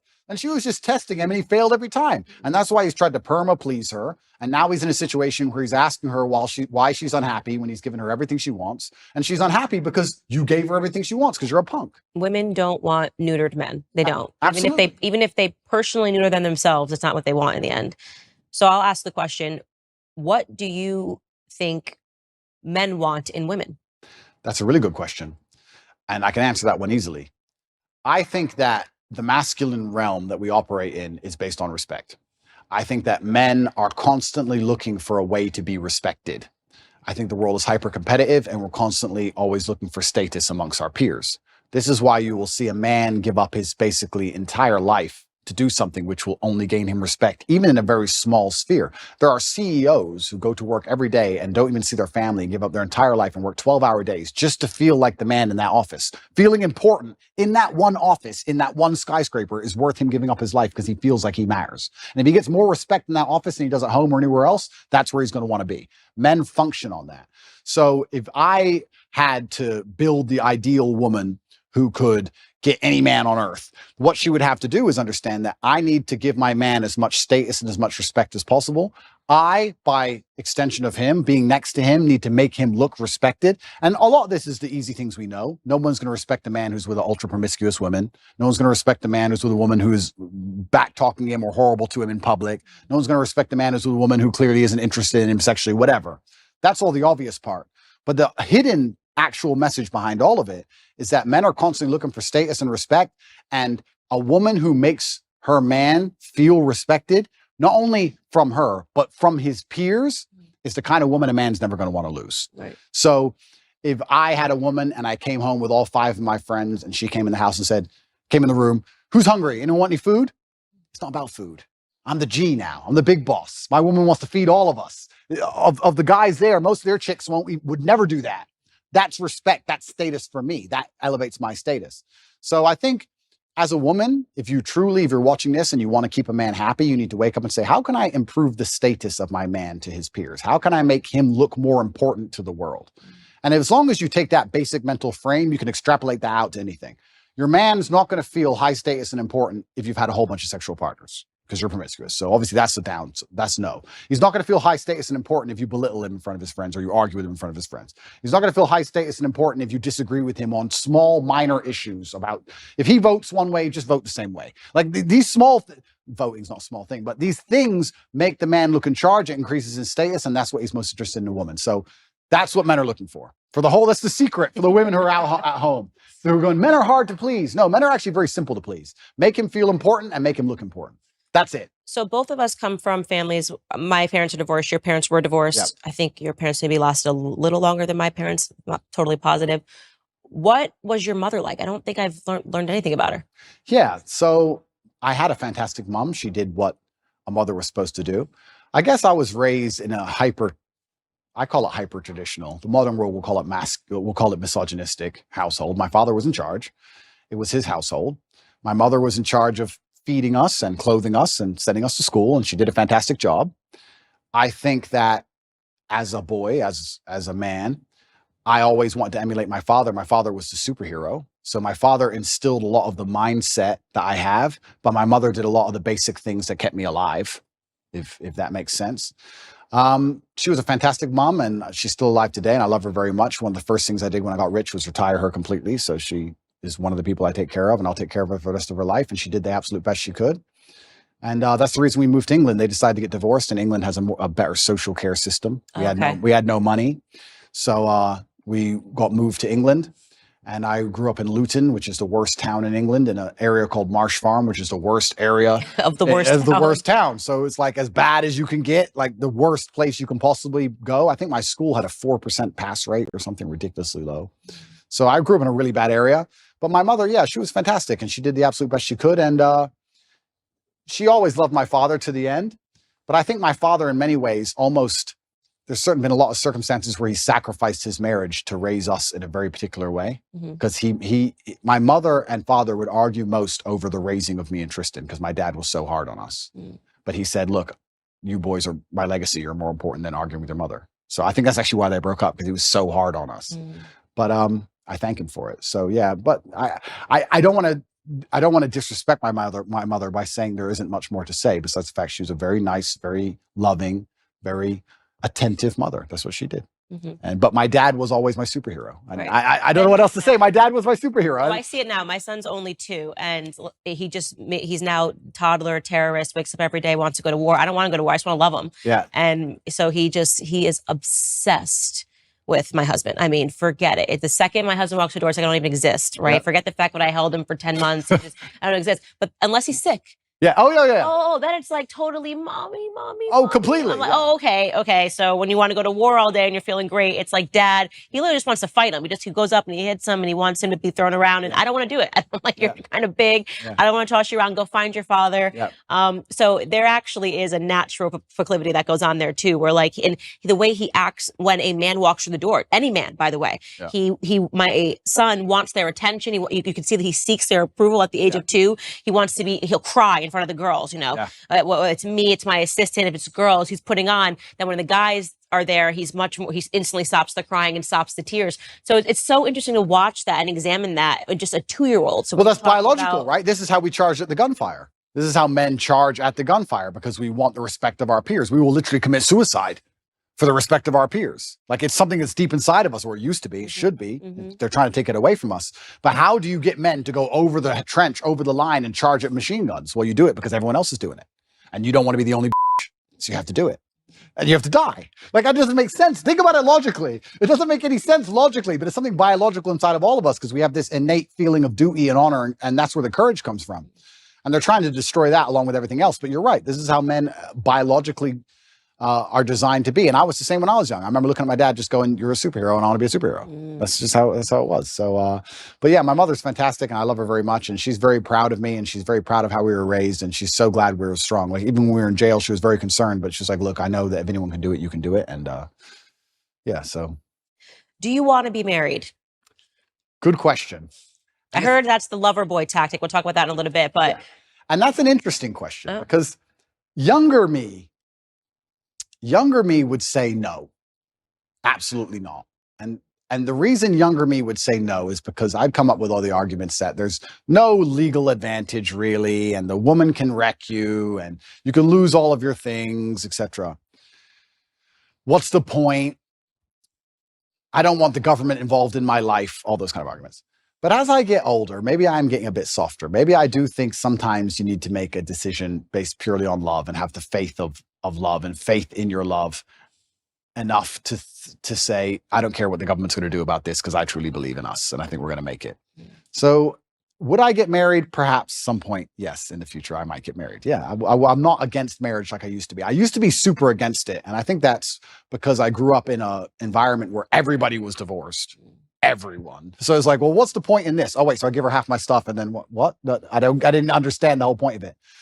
But now I think if I met the right woman, perhaps, yes. Yeah, marriage is good. Yeah? If it's the convert me, Candace. Yeah, if it's the right person, if you marry the right person, and I'm saying this as someone who grew up with divorced parents, well, they got divorced after I was out of the house, but speaks to your earlier point about it either impacts you one way or the other. You either want marriage because your parents were divorced, you don't want marriage. I desperately wanted marriage, and I think the ways in which we both have grown, and the confidence that it gives you. I think there is something about people are like, how do you do what you do every day? Because you cannot impact. My life is so stable. The nucleus of our household is so stable. And to be able to raise kids and have them see that example of the perfect yin and the yang, there's something divine about it. There's something spiritual about it. It's why I won't accept you. I think you are actually a libertarian right now, and I won't accept you as a libertarian. I think you will not be one. In a few years, if I had to make a prediction, I think you will lean towards conservatism, because even in just the crack of you talking about the attack on masculinity, because first you say, oh, well, if everyone wants to do what they want to do, if you guys all agree and you want to be homosexuals, fine. But then we'll start to realize that libertarianism, live and let live, is what welcomes in through the door. I'm, very against every ill that homosexuality has brought. And again, these are consenting people that are doing what they want to do. This is true. But look, evil is evil, sin is sin, and we're yesterday talking about homosexual marriage. Today we're talking about transing. Well, it's such a slippery slope. This is the thing, right? You're completely right, because the idea of live and let live was a fantastic one if it could actually operate without slippery slopes and it descending into chaos and anarchy, and it can't. So this is the difficult thing about it. You get called a bigot for saying, this is my line, I don't agree with this, and you're going to be called bigoted and you're going to be attacked. But truthfully, it's just understanding that, like you're saying, it's a slippery slope.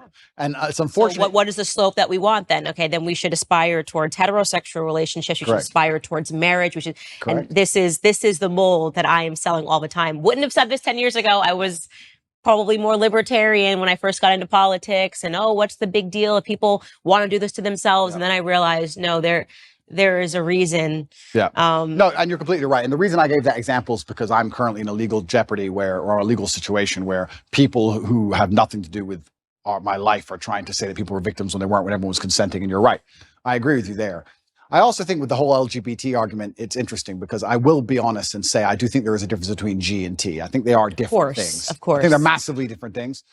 However, you're right. It's a shame it's such a slippery slope where you can't just say to people, live and let live, because it's going to be hijacked and Trojan horsed. And they're going to Trojan horse it, and they're going to inject something in it that destroys the lives of every single person on the planet. And they're going to try and do it. So you have to draw a hard line. You have to be a bigot. You have to never give an inch, because if you give an inch, they take 10 miles. That's more than 10 miles. Look where we're at. I mean, you're talking about eunuchs, and they're quite literally turning people into eunuchs. They're going in to the hospital and coming out eunuchs. It's a crazy, because if your genitalia doesn't affect your gender, why do you have to change it to affirm your gender? It doesn't make any sense.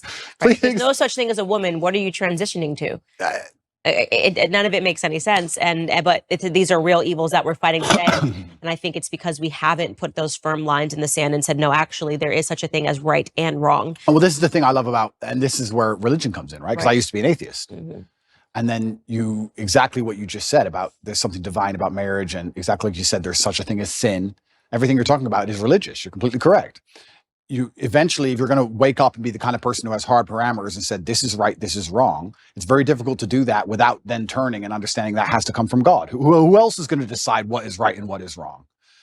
And people say, oh, well, they're all man-made religions. Well, then why does it go against so many of the wills of man? Some of the sins that man want to go and do, the religions are against. If we made a religion wouldn't be against our own sins, would it? Right. So it's interesting that this is almost proof for God in so many ways, when you're going to wake up and realize that there is genuine evil in the world and there's genuine good in the world, and there are two sides and two camps. And I do believe that the good is on the side of truth, and I do believe that comes from God. And there's many different ways to God. I think there is one God and there's different religions, and I don't want to argue the differences between the religions, because I think we have a lot more in common than we have, especially in the fight against evil, than we have as differences. But yeah, it's super interesting. And you're right. Firm lines are absolutely not really required. And if we don't have them, it's why society ends up in the position it's in, with so many subjective lines and your truth, my truth, the truth. And you're completely correct. It's not very often I sit with somebody who I feel like says something and I feel corrected, but you're right. Live and let live is hijacked. Yeah. It's hijacked. And it's unfortunate that me as a person now, especially, and maybe this is more of a personal thing. Maybe this is more of a personality trait, where I'm in the position I'm in. I'm saying what I believe is the truth, and I'm out here trying to help people. And I'm saying about the difficulties I went through in my life so others don't have to go through them, just as you said. But if somebody doesn't want to listen to me, I'm like, okay, you don't want to listen to me. I don't care. You do what you want. But that live and let live mind frame can be hijacked, because when I'm saying to people, okay, don't do what I want, or don't do what I believe to be good, don't do what God believes to be good, do what you want, I don't care. And then they get in a large enough group and they end up attacking morality. It redefines, normalcy. It redefines morality. And, I recently was sitting down having a conversation with a friend of mine, Brandon, and when I first got into politics, I wasn't so staunchly against homosexual marriage. I didn't speak out on certain things, abortion. And then I saw it firsthand. I just examined just the differences in my relationships with heterosexual couples and homosexual couples. And homosexual couples, I'm talking about two men. You don't realize that God designed a man to be with a woman because it prevents men from giving entirely into the worst components of who men are, just having sex all the time, right? You can't do that. If you're with a woman, okay, maybe it's menstruation, maybe it's pregnancy, maybe it's afterbirth, but there are these natural barriers that make it so that your relationship has to be about something else other than just sex. When I'm with my homosexual friends, they talk about sex. I don't think they realize that heterosexual couples don't just sit down for lunch and be like, we banged 20 times last night because we could. They think that that's normal. So then you talk about how that bleeds into pornography, that bleeds into wanting to talk about sexuality in the classroom, how that might bleed in to suddenly wanting to speak to children about sex and go, oh, this is all normal. It's actually not normal, but because it's normal in a homosexual relationship, you think that it's actually normal. Totally right. And so I have suddenly realized, and this is why I become so staunchly conservative, how it all bleeds into everything. And there is such a thing as objective rightness, and there is such a thing as objective wrongness. Completely correct. And I agree with absolutely everything you just said. So my question would be then, what do we do? Do we force everybody to be Christians, or force everybody to be religious, or how do we do it? Well, I think the first thing is having the courage to talk about it. And nobody even talks about these topics anymore because they just go, oh, they've won, so we need to let this go. And more you're seeing culturally, people are afraid of being canceled. I mean, what I just said to you is grounds for a cancellation. How dare you question this? How dare you? I even believe now, after seeing the ways in which society has made children believe that they're all trans. I went to university. I went to high school. I didn't graduate with a single trans person. Now you want me to believe 1 in 4 children suffers from identity issues? No, that's socialization. Completely. You place that on them. So is it such a far stretch to imagine that the same happened in the when homosexuality came to America, and then we popularized it and we put Ellen on TV and we gave Melissa Etheridge a platform, and suddenly pride parades were happening everywhere. Whereas you don't see this here. You don't see this here in Romania, where we're sitting, because we haven't. This is the power of culture. This is the power of pop culture. When you make something, you have to go the other way. Completely. You need to normalize it. You need to say, actually, this is abnormal. Absolutely. And this is what normal is. And it's not both. So yeah, I've become very conservative in all of these perspectives. And you're completely correct. You nailed it. When I said, do we force everyone to be Christian? You nailed it by changing to the exact thing I was going to say. It's about culture. It's a cultural issue. And it's completely and utterly correct. And I think that's actually one of the reasons why. I mean, I don't state this with arrogance. I don't want people to understand. I'm not trying to be arrogant. I'm trying to make people understand the situation I'm in. I was the most Googled man on the planet at one point. So I had a massive impact on the culture, and it was dragging in the complete opposite direction that the culture wants to move in. Mhm. I'm dragging men in the complete opposite direction that the Satanists and the people who want to turn us all into slaves want us to go in. So I think that anybody who sits at home and realizes that my legal troubles appearing basically directly after that is a coincidence, then you're awfully naive. So it's unfortunate also that the way the world works, at a certain level of influence and power, the justice system almost breaks down. We see that even in America and most other countries. It all just becomes a big game and a big show, and it's about power plays and a whole bunch of conversations behind the scenes. It's not about justice anymore.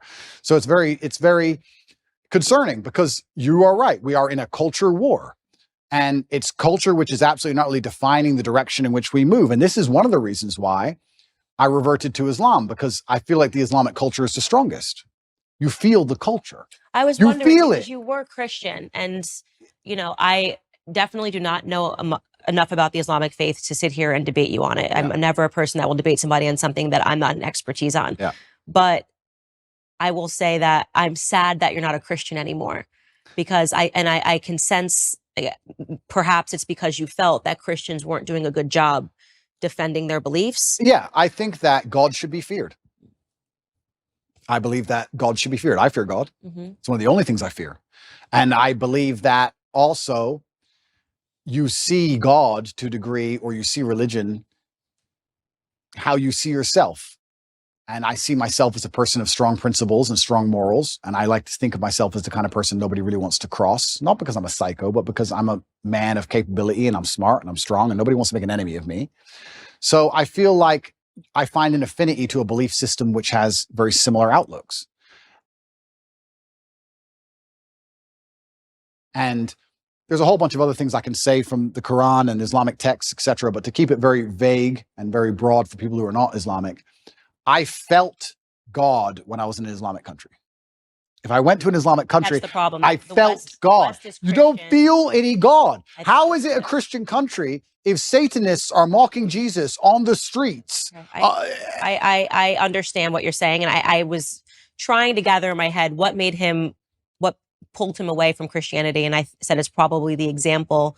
If you're thinking that America is a Christian country, and you're thinking that the United Kingdom is a Christian country, They're not. They're and you're not. going, Christianity is getting it wrong. Yeah. And the truth is that America is no longer a Christian country. We're being run by people that are satanic. Hollywood is satanic, and Right. Hollywood is running America. Correct. So you're not wrong. But I think that right now America is facing a spiritual battle. And for the first time in a very long time, Christians are starting to stand up and speak about our principles. I hope so. And And we I, could have used you as a I know, Christian. but I have seen in California, I've seen Christians and Muslims get side by side when they were complaining about the LGBT I did teachings see in that schools, which is recently. fantastic. And I know what you're saying, and that is true, but it's almost like when I go to an Islamic country, I feel God around.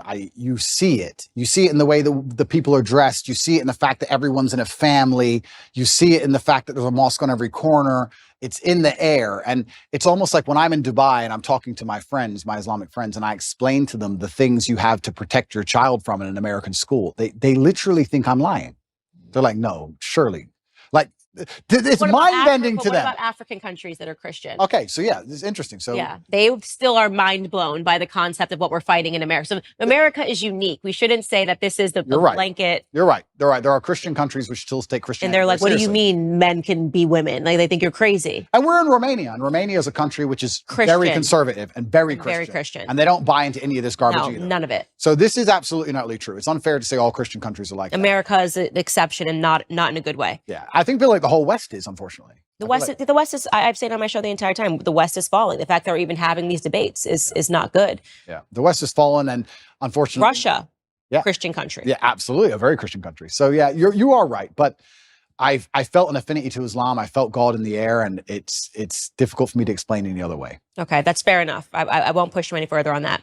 All right, let's get to your case that's happening today. So, and why conservatives are screaming about it in America, and why they feel that Tucker didn't push you enough on this case. Push me. Okay, so first and foremost, one thing I want to clarify for people that are watching this is that there seems to be this understanding that you are being prosecuted, or you're being indicted rather, for human sex trafficking charges. I've read the indictment, and I do want to make it clear the words human sex trafficking occur on the indictment, but then it very makes it very clear that what they're referring to is they've kind of extended the term. It's not what we think about in America when you think of a bunch of children being put into a truck and taken over the border against their will. They're basically saying that if you trick a woman into coming into a country by using the lover boy method, then they consider that to be human sex trafficking. So the definition has definitely expanded over time. Well, it's also ridiculously misogynistic to believe that women can't make their own decisions on anything. So the whole thing about it is misogynistic. But yeah, you're correct. That's a very important distinction. Essentially what they're saying is we have a show in America called 90 Day Fiancé.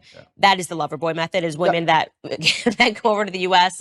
They're clearly coming for citizenship, but these women kind of get duped and they sponsor these people. This would be the same vein of what they're trying to describe. I've read it myself, of what human sex trafficking can be, which is it's an a woman reach. fell for you, fell in love, moved over here overseas, but it's only because you were very convincing. That is the definition given in the indictment of what they're referring to. Correct. So I'll give a very quick rundown on the case. Everything from these old videos, old clips, my webcam company, things that happened 10 years ago have absolutely nothing to do with the criminal case. Absolutely zero. Anything you see from before 2021 has nothing to do with the case.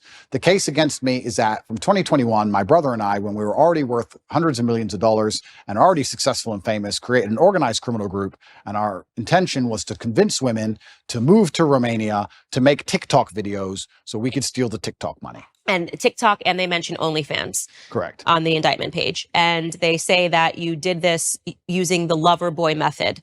And it almost reads, what's interesting to me and why I was compelled by this case is just that because they tremendously changed it. When they were investigating you, we were told that there was a woman who went to the UN who escaped your grip, and that, she said, I've been held captive. And then after they investigated, they came up with what it sounded like regurgitated Andrew Tate videos. The lover boy method, which is in one of your videos where you're talking about women. So it seems like during that time where they held you in the cell, perhaps the initial case that they fed to the media fell apart. Yeah, I believe what happened, and I have to be very careful what I say, but what I believe happened is in April of last year, Tristan and I had some visitors here from America who were only in the country for 5 days, made some very strange demands financially. When they were rejected, they called the American embassy and said they had been kidnapped. Those two women, we deem now to be professionals. One of them has accused 7 men of kidnapping in her life. And she's also lawyered up instantly from a left-wing NGO because she's currently being sued by us for false charges. And she seemed to be very well supported and funded. So I don't know if she was sent as an agent. We're not entirely sure. So there's a very interesting beginning to all of this in April. The Romanian authorities arrested us for precisely 2 hours and threw it out and knew it was all garbage from the beginning. The case remained open. Nobody understood why the case remained open. My lawyer made repeated requests to close the case. They wouldn't close the case, and it remained open and absolutely and utterly dormant. When I was canceled, when I was deleted across all social media and canceled and lost my bank accounts, my Uber account, my Stripe account, my Gmail, absolutely everything, literally within the same week, the case was picked back up, which was very strange. I was followed. They tried to find evidence of any kind of crime at all. They couldn't find any crimes whatsoever. They then raided my house for a second time with the intent of getting my electronics, which they got. They went through all of my electronics and they could find nothing of actual criminal intent. What they did find is my brother and I and our personal assistant, because at the time, if anyone who knows the internet or has been around for a while will remember, my face was all over TikTok. You could not get rid of my face on TikTok. Me and my brother were explaining our strategy for how we got so big on TikTok to some friends of ours. They then said that we were forcing them to do the TikToks for our money, for our brand. They made this huge reach and said it's human trafficking because we're forcing women to make TikTok videos. Yeah, so that's the part that registered to me as strange. It started as a kid. We were told it was kidnapping, which is it's very serious, that somebody fled to the U.S. embassy. This is the woman that you're talking about that you say you're alleging has also accused 7 other men. Alleging, it's literally now on Twitter. You can see the complaint we have filed against her. 7 men she is accused of kidnapping. She's done it with 7 different boyfriends who didn't buy her what she wanted. One of them killed himself. Okay, wow.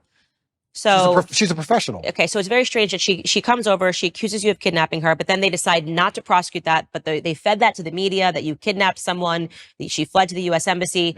Then all of a sudden we learn that they're investigating you, and the charges then go from kidnapping to, well, actually what he was doing is a lover boy method, which we're saying is human sex trafficking, and that these women didn't know what they were getting into. They thought that he was going to marry them. Yeah. And actually what he wanted them to do was just to make TikTok and OnlyFans videos. Yeah. So the Loverboy method, traditionally, the way it would traditionally work, the reason it was criminalized and added to the criminal code is that I would be a Romanian man and I would meet a Romanian girl. We would get married. Marriage is part of it. I'm not married to anybody. We'd get married. We'd move to a richer country. You go from a poor country to a rich country, let's say America. You put the girl into sexual work, let's say prostitution, and then I'll keep all the money and I'll control her or coerce her by pretending to love her. That's what they're saying. That's how it traditionally works. Mm-hmm. They've accused me of using the Loverboy method because basically I was a nice person. I was nice. That's the thing that's so, most people don't understand about the law. It's so ridiculously subjective. If they want to weaponize it and use it to attack you, that's exactly what they'll do. They can accuse any man of using the Loverboy method if you send nice messages on a text message. If you're like, hey, baby, how are you? So did you, Hey, did if you you were promise, nice. did you promise to marry these women? No, I didn't promise to marry anybody. What I had was girls, the two girls who were in the criminal file, asked me how to be famous on TikTok. I told them how to be famous on TikTok, and I spoke to them nicely the entire time. These two women have come out and made videos repeatedly saying, we're not victims of anything. I don't know if you've seen them. No. Okay. So just to back this up. The victims. The victims in the indictment Correct. have made videos Correct. saying we're not victims. Correct. I did not know that. It's there. It's all over Twitter. In fact, on I think it's my pinned tweet, you can see the criminal case against Andrew Tate. The two victims who the DCAR are accusing me of using the Loverboy method on have made videos saying, he just told us how to do social media. We're not victims. I've never seen any of them being aggressive or rude. They've always respected people. Ai fost amenințată? Nu, n-am fost niciodată. Dacă eram amenințată, automat nu mai eram idiotă să stau în casa asta. Suntem prieteni buni de 2 ani de zile, cam așa. Poți să mă treci pe mine ca și victimă, dacă eu n-am spus că sunt o victimă. They gave this statement to the police. The police ignored it and said they're brainwashed. So they ignore it. So now we have a criminal case where we have girls who are saying they're not victims of anything. Me telling girls how to make money on TikTok, or not even how to make money, because no one makes money on TikTok, telling them how to get famous on TikTok, and them saying that I forced them for money, which doesn't exist. There's no money in the criminal file. There's no transactions. There's no financials, nothing. The girls themselves have given statements in my defense. They're being thrown away so they can continue with this case saying that I've brainwashed the women. So now we have, imagine in court, my brother and I, and the two victims all on the same side. It's insane. Saying nobody's done anything wrong. We're all friends. We were talking about TikTok accounts. And then you have the state with no witnesses on its own saying you're victims and you're bad and you're going to jail. So it seems like what they're doing then is this is where the content from 10 years ago is coming into play, where they're saying, To well, look, conflate. they're conflating this now. So even though these charges are from, and I read the indictment again, 2021, but look at what he said 10 years ago, which somehow confirms what we're saying. We don't have to listen to these women. Yeah. So I do want you to contextualize this video that has been circulating on the internet of you talking about the Loverboy method. So we'll take a look at that right now. Sure. You cannot get a girl to work for you having So the recruitment process is the same as the PhD course. You message them on Instagram. The PhD course is my recruitment system. I don't mention webcam until after I've had sex with the girl.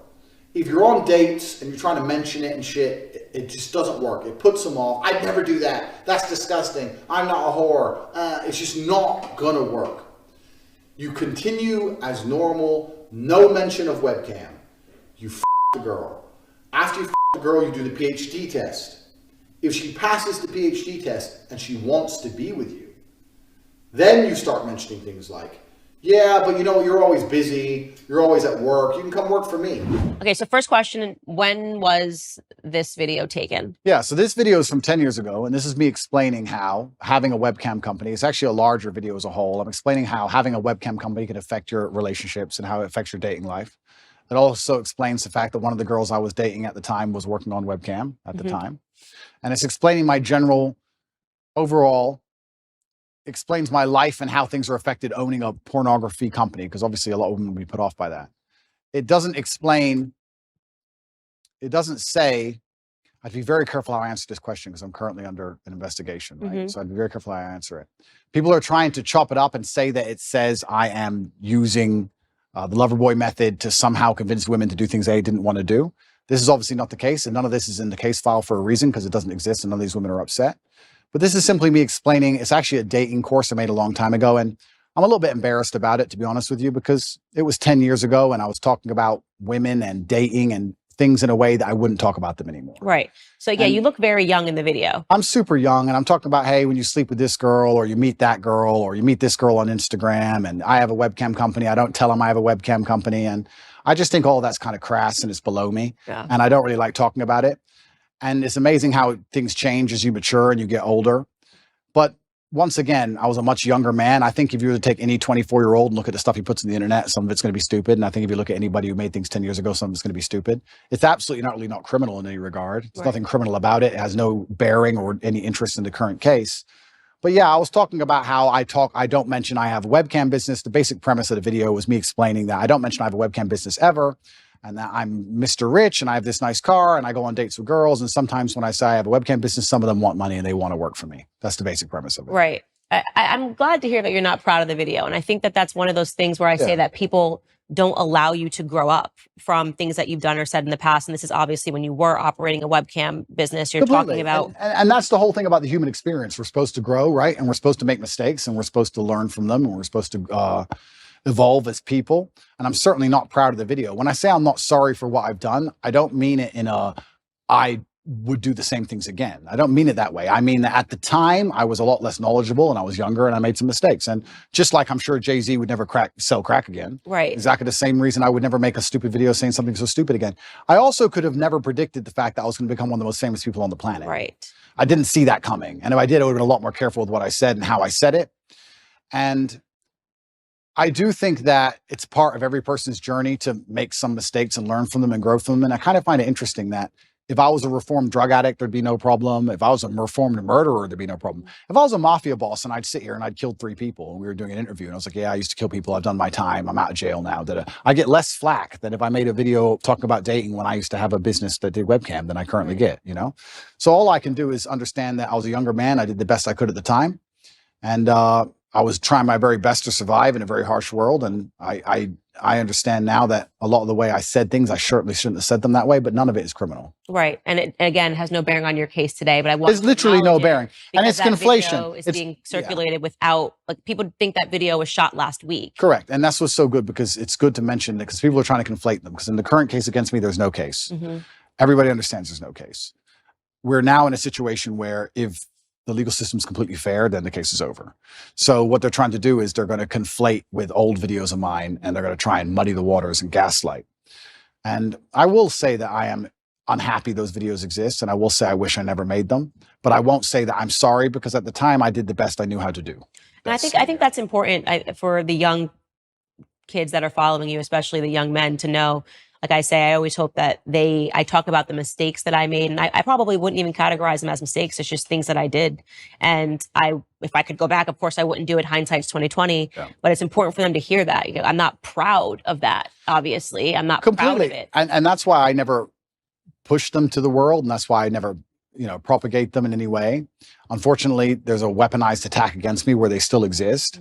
And that's why I do so good to talk against them. I think that if you want to tell kids not to do drugs, you usually have a reformed drug addict to stand up and say, don't do drugs. I was a drug addict. It was a mistake. And I think that gives you a degree of credibility. So for me to sit here and say, be a lot more careful, one, with the way you say things on the internet, especially.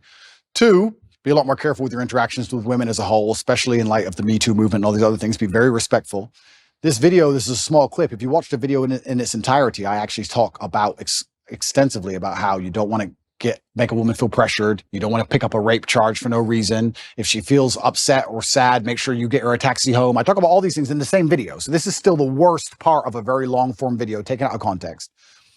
However, I just think there's a lot of lessons to be learned from it. And yeah, if I have to be slightly embarrassed and a little bit taken aback by them so I can teach people the lessons, then I'm going to teach people the lessons. And the basic premise is I was explaining how I have a webcam company and how it affects my romantic life. And that was how it was all encompassing and went together. And I think when I made the video, I got like 28 views. Yeah. And now it's being circulated. And I'm being told I'm the worst person in the world by people who pretended they'd never done anything wrong for the last 10 years. And also there has to be a degree of time. I like to think there's a statute of limitations. Like, how long are you going to hold? They will for the rest of your career. I'm sure they will. And it's fine. And that's fine. Mm-hmm. But I mean, it's just like, okay, 10 years ago, a decade. Yeah, they're going to keep making you answer for it in every capacity. I've seen that God forbid you misspeak, you miss a word while you're saying something, they will circulate it over and over again. And that's just the world of social media. For me, what I feel is I don't feel guilty about them, but I do feel embarrassed because I don't feel like the way I spoke about women or the way I spoke about romantic relationships is my current view on romantic relationships. I think I've certainly matured. I was a young, brash, arrogant guy. This is what happens when you have a young kickboxer who's beating everyone up, who's making a bunch of money from the streets. I was a young, brash, arrogant guy, and I spoke in a way I perhaps shouldn't have spoke. And I'm sure if Jay-Z makes a song today, he won't speak about women and crack and drugs the way he used to speak about women and crack and drugs. It's just the reality of life. And you have to grow and you have to take the embarrassment which comes from growing. So I will certainly sit here and make sure, I think the whole world understands that that's not my message. That's not what I'm teaching young boys today. The young boys who are following me today have no interest in these videos and don't watch these videos unless they're pushed by haters. And I think that overall, I'm a net positive for the world. I think that men being so disenfranchised is, I want to say something quickly about the British school system. The English school system has attacked me, and they're trying to put me, they've spent billions of dollars trying to remove me from schools because young boys were running around saying, what color is your Bugatti, and repeating my sayings. I don't think I can really truly be held responsible for the fact that young boys repeat a saying, especially one that's not particularly aggressive. I think that shows that the young boys are looking for a hero and someone to look up to, and I feel like I'm filling a gap. And that's why I understand it's so important I say very good things and teach very good things. And I don't think I would have learned so much good if I hadn't been involved to a degree with the dark and the bad. I don't think there is light without dark. A lot of my lessons and a lot of the messages I give to the world come from the fact that I grew up in one of the worst areas of the Western world, surrounded by drug dealers, surrounded by real pimps doing real bad things, surrounded by broken homes. I learned all these lessons. And if I had never had those experiences and never grew up in that scenario, how could I be a person who's now teaching young men, disenfranchised young men, the realities of the world? How could I? We talked earlier about having a sheltered life. A sheltered life doesn't allow you to be the kind of man who can teach. So yeah, I spoke in a way I shouldn't have spoke. Yeah, I regret the video completely. Have I ever hurt anybody? No. Has any of the girls who are being mentioned in that video come forward with anything other than defense of me? No. Nobody was actually hurt. It was just very brash, very arrogant, very bad delivery, which I regret. I'm going to tell you something right now. If level with you as a human being, if I had to watch clips of me 10, 11 years ago, I would be red. Even the black girl go red. I couldn't even look. I wouldn't even want my husband to see it. So I feel your embarrassment. Well, this that's why a part of me when they were regurgitating these clips, I was like, this is so unfair. It's so unfair to say I'm upset. And by and large, the stuff that you're saying to young men, even if there are certain things I don't agree with, although I found it interesting that you said that peacocking is natural with men, because I think you're right. Now that you say it, I'm just a woman and I don't understand it. Yeah. But by and large, the stuff that you're saying today is not that. And so I think it's really, you got to be really careful if you're convicting somebody on who they were a decade ago. Completely. And it's reformed drug addicts that will tell you not to do drugs, and it's reformed alcoholics that will tell you not to drink alcohol. Yeah. And I lived a life. I'm not going to sit here and try and, I think part of the reason actually, and it is part of my image, Top G is the name for any of the adults who are watching it. Top G is what they call me, my nickname. But part of it is the fact that I grew up in a bad area. Mm-hmm. I can fight. I have this money. I'm in this big compound in Romania with armed guards. And there's that degree of it. There's that nastiness and there's that rough to the edge, which makes my message so interesting for the young boys to watch. But that's because I came from a very rough life.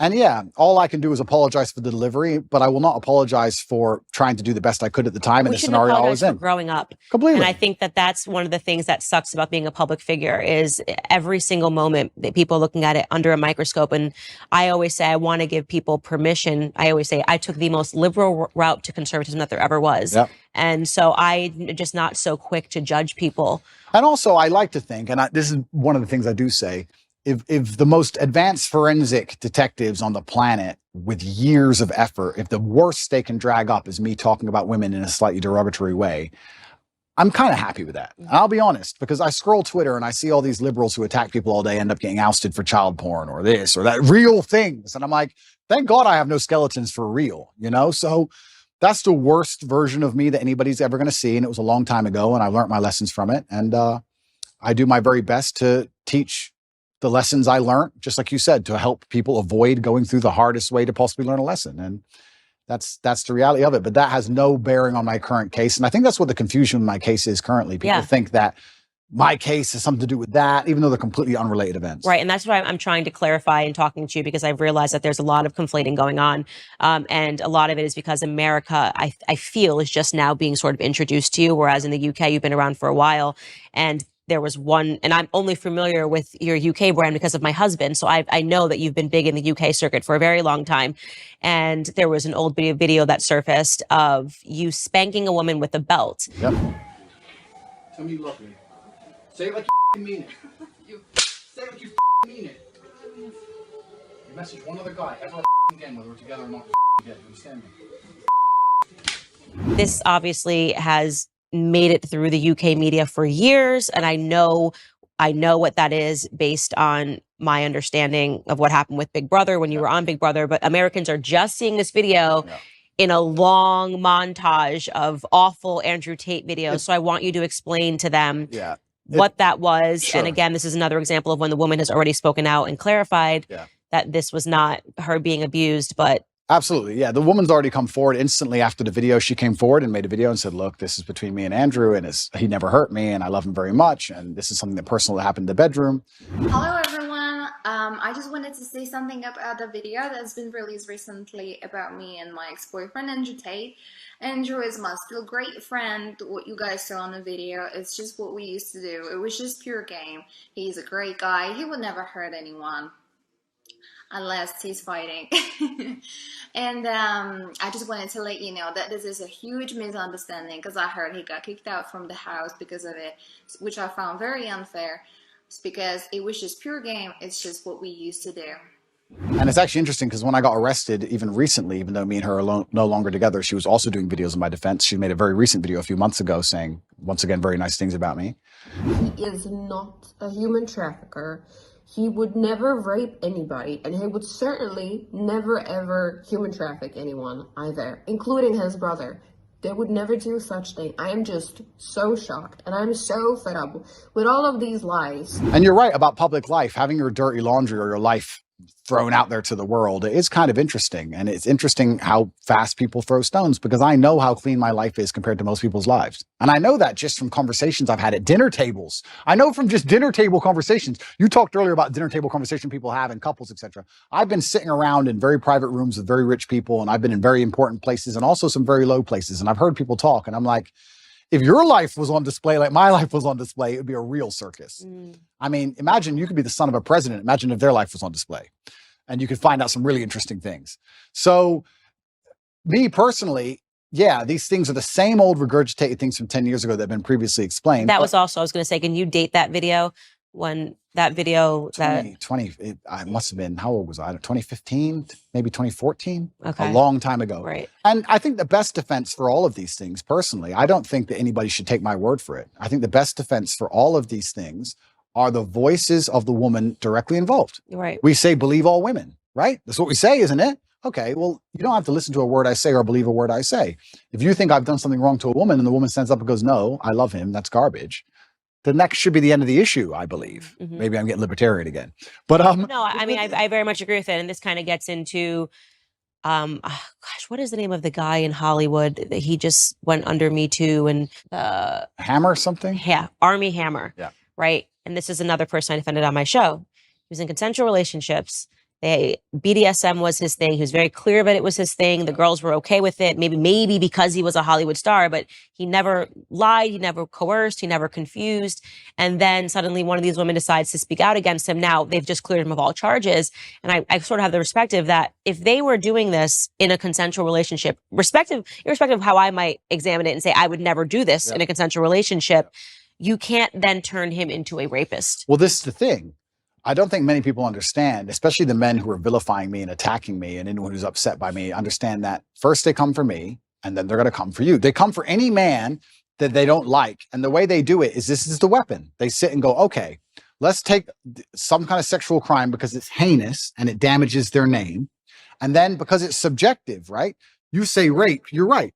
Rape traditionally was grab a woman off the street and hurt her. Well, he didn't do that, but he did have a consensual relationship for years. And then now his girlfriend can be convinced to turn on him for a paycheck because the media will hype her up, make her famous, and pay her a wage. Now he's a rapist. Or even by more crazy extension, let's look at the Loverboy method. We have a man here who has spoken to a woman in a very nice, polite, kind way, has never even had a BDSM relationship with her, hasn't hurt her, hasn't hit her, only spoke to her nicely. She is saying he is nice. She is saying he did nothing. Okay, she's brainwashed and he used Loverboy. You can't even be nice anymore. You can't even be, if the government want to put you in jail for sexual crime, you can be a man with a woman, speak to her with absolute respect. She can love you with all her heart and say he has never hurt me, and you are still a criminal. Right. Right. Think of the mind bending. It's crazy. As a man, you're not safe. You're not safe. If they want to get you, they're going to get you, and they're going to use this avenue because this is the most heinous possible crime you can be accused of. The process itself is the punishment. Let's look at what's happened to me. All those months of investigation. During all those months of investigation, there are pages and pages of files. Everything I did, everywhere I went, they were looking for me to break a law. I don't break laws. If I had even sped in a car, if I had littered, if I had done anything, it would all be in the case file. So they're spying on my entire life trying to find a crime. They can't find one. Then they go through my entire personal life, which is now all over the internet, leak it all over the internet. So you go through the embarrassment. Then they seize all your money. $15 million have taken of my money. Then I went to jail for 3 months. Now I'm on house arrest. By the time I'm found innocent, I've been punished. The process is the punishment. The process is the embarrassment. The process is teaching you a lesson. So it's not even about innocent and guilty. I don't think most people at home understand that if they want to hurt you, if you get to a level of influence where powerful people go, we have to damage this guy's name, we're going to accuse him of a sexual crime. It doesn't matter if you can prove yourself innocent 3 years from the point they accuse you, because you've already been wrecked. That's the entire goal of it, right? So now we're living here. I'm sitting here as a person who's accused of a crime. The victims are on my side. There's no one against me but the state. I've done nothing wrong.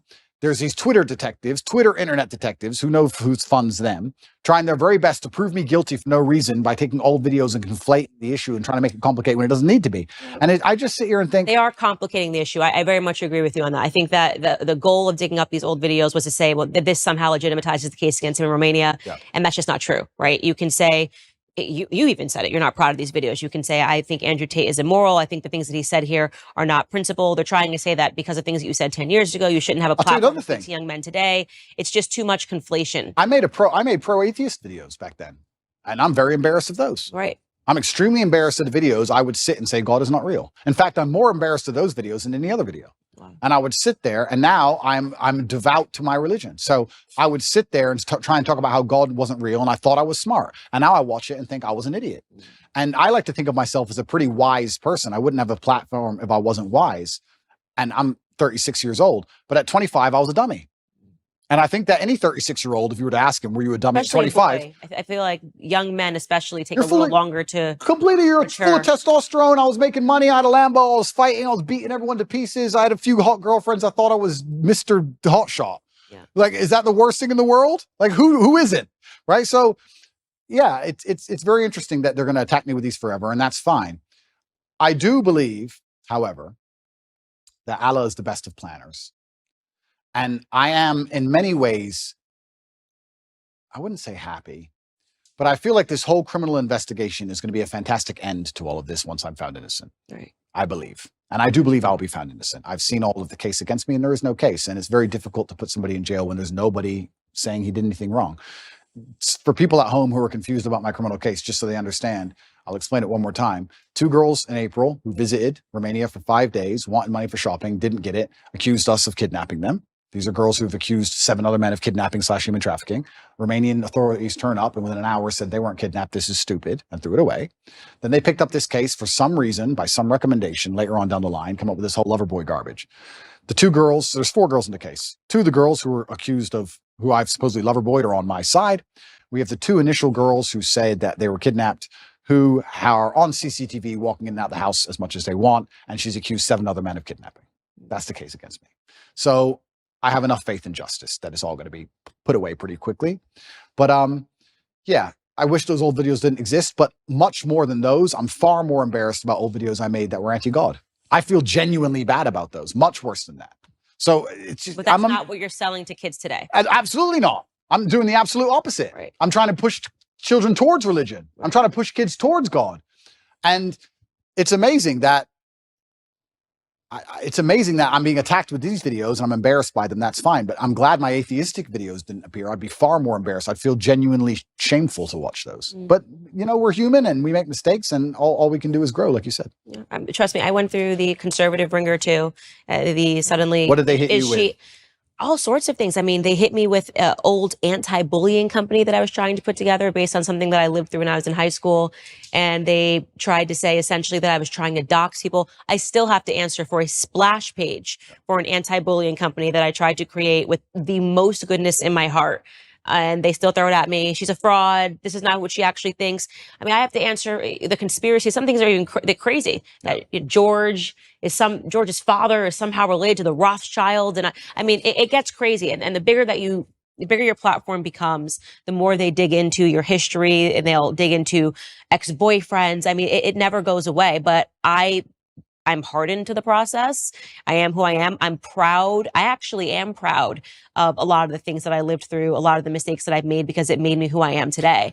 It's interesting you say hardened to the process because I think I am too. Because when I watch old content of mine or things I wish I didn't do or say, I will feel guilty or I'll feel shameful or I'll feel embarrassment because of me. I don't care what people think.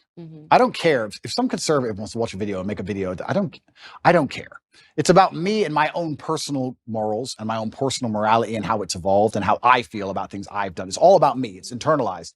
I don't care what these people say externally because I know that nobody is perfect. And I also stick by this, and I've said it many times, but I know it absolutely not to be true. Anybody who is attacking me, if they'd been under the level of forensic assault I've been under, would have far worse things out there in the public. Right. I'm sure.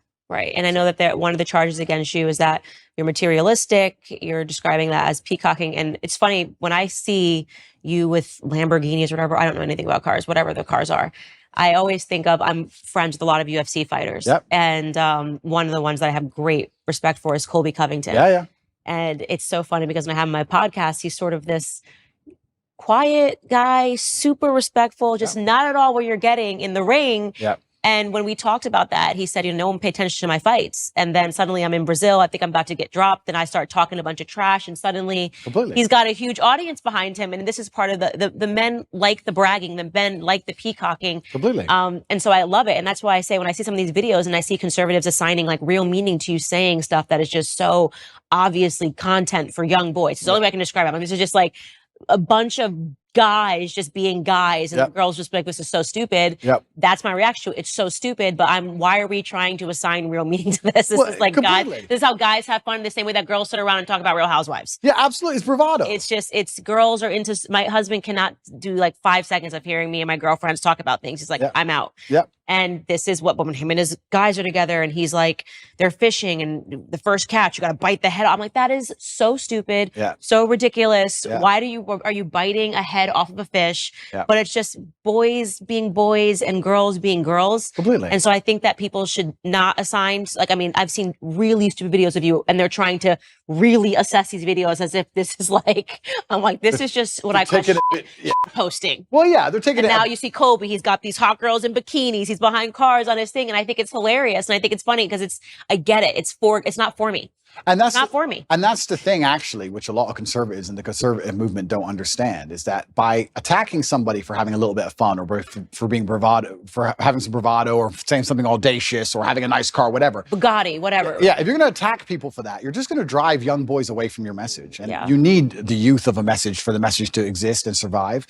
If you're going to just be Mr. Boring and be upset by everything, then nobody's going to want to have any affiliation with it. I really do believe the reason liberals owned the culture for so long is because liberalism overall, it's not, because when you become spiritual, you understand that it destroys your soul, but it looks fun. It does look fun. It looks fun because there's no rules. And you can do a bunch of dumb stuff. You can take drugs, you can run around, go to orgies and watch porn and sleep with all these degenerate women and they're all promiscuous and it's a big party. It looks fun. And we talk about culture and how important it is to win the culture. Okay, well, then I come along and I'm largely conservative minded and I have this massive fan base. And then you're going to attack me and say, Andrew has a car. That's bad. Well, they're like, is that the fight you want? Is that how you're going to win this culture war? I very much separate myself from the conservatives that do that. I'm like, on my show, I'll show a clip and I'm like, I can't believe this is even being passed around as something that should be taken seriously. It's so stupid. It's so ridiculous. It's so obviously content for guys. This is what I imagine if my husband left to his own devices and he's around all of his lads lads in the UK. I mean, the stuff they talk about is just so stupid. But then he thinks the same thing about me when I'm with all of my girls. It's so stupid. Completely. And we do need to stop being so severe. Like, it's materialism. Okay, I get what you're trying to say, but also this is just fun content for guys. But then let's also talk about the materialism thing, right? Because it's interesting to me that conservatives will sit and say, oh, materialism is bad or it's anti-Christian, etc. And I understand where there might be a point to argue there. But I tell you something, if you're completely and utterly broke, then you need the government to eat, then you're in a lot of trouble. We talk about the matrix and resisting the matrix. One of the tools to doing that is financial freedom. And that's just one of the baseline realities of it. I'm not saying you should sell your soul for money. Absolutely not, utterly not. But if you want to truly resist the matrix as a whole, you need to have money to do it. It's pretty hard to do when you're broke. Even me as a person, if I had no money, the current situation I'm in would absolutely and utterly destroy me. I would be completely and utterly wrecked. Like, how could I pay my bills? They've taken $15 million of my money. I'm locked in my house. So you need to have a degree of financial freedom. Otherwise, you're going to end up just doing what you have to do to eat. You look at these people in England. There was a video that recently was on Twitter. I felt really sad when I saw it. It was a workman taking down the British flag and putting up the pride flag. And someone shouted at him, "Hey, bro, you're removing the wrong flag." And he goes, "I know, mate. I know." You're taking the wrong flag down, mate. At least you know that. But he had to pay the bills. He has to feed his family. What can he do? He's a flag hanger. All he can do is hang the flags. If he doesn't do it, someone else will do it. He loses his job. So if you're completely and utterly reliant on a wage or you have no money, well, now you have a new tool of enslavement. COVID was all based around that. I just got to go to work.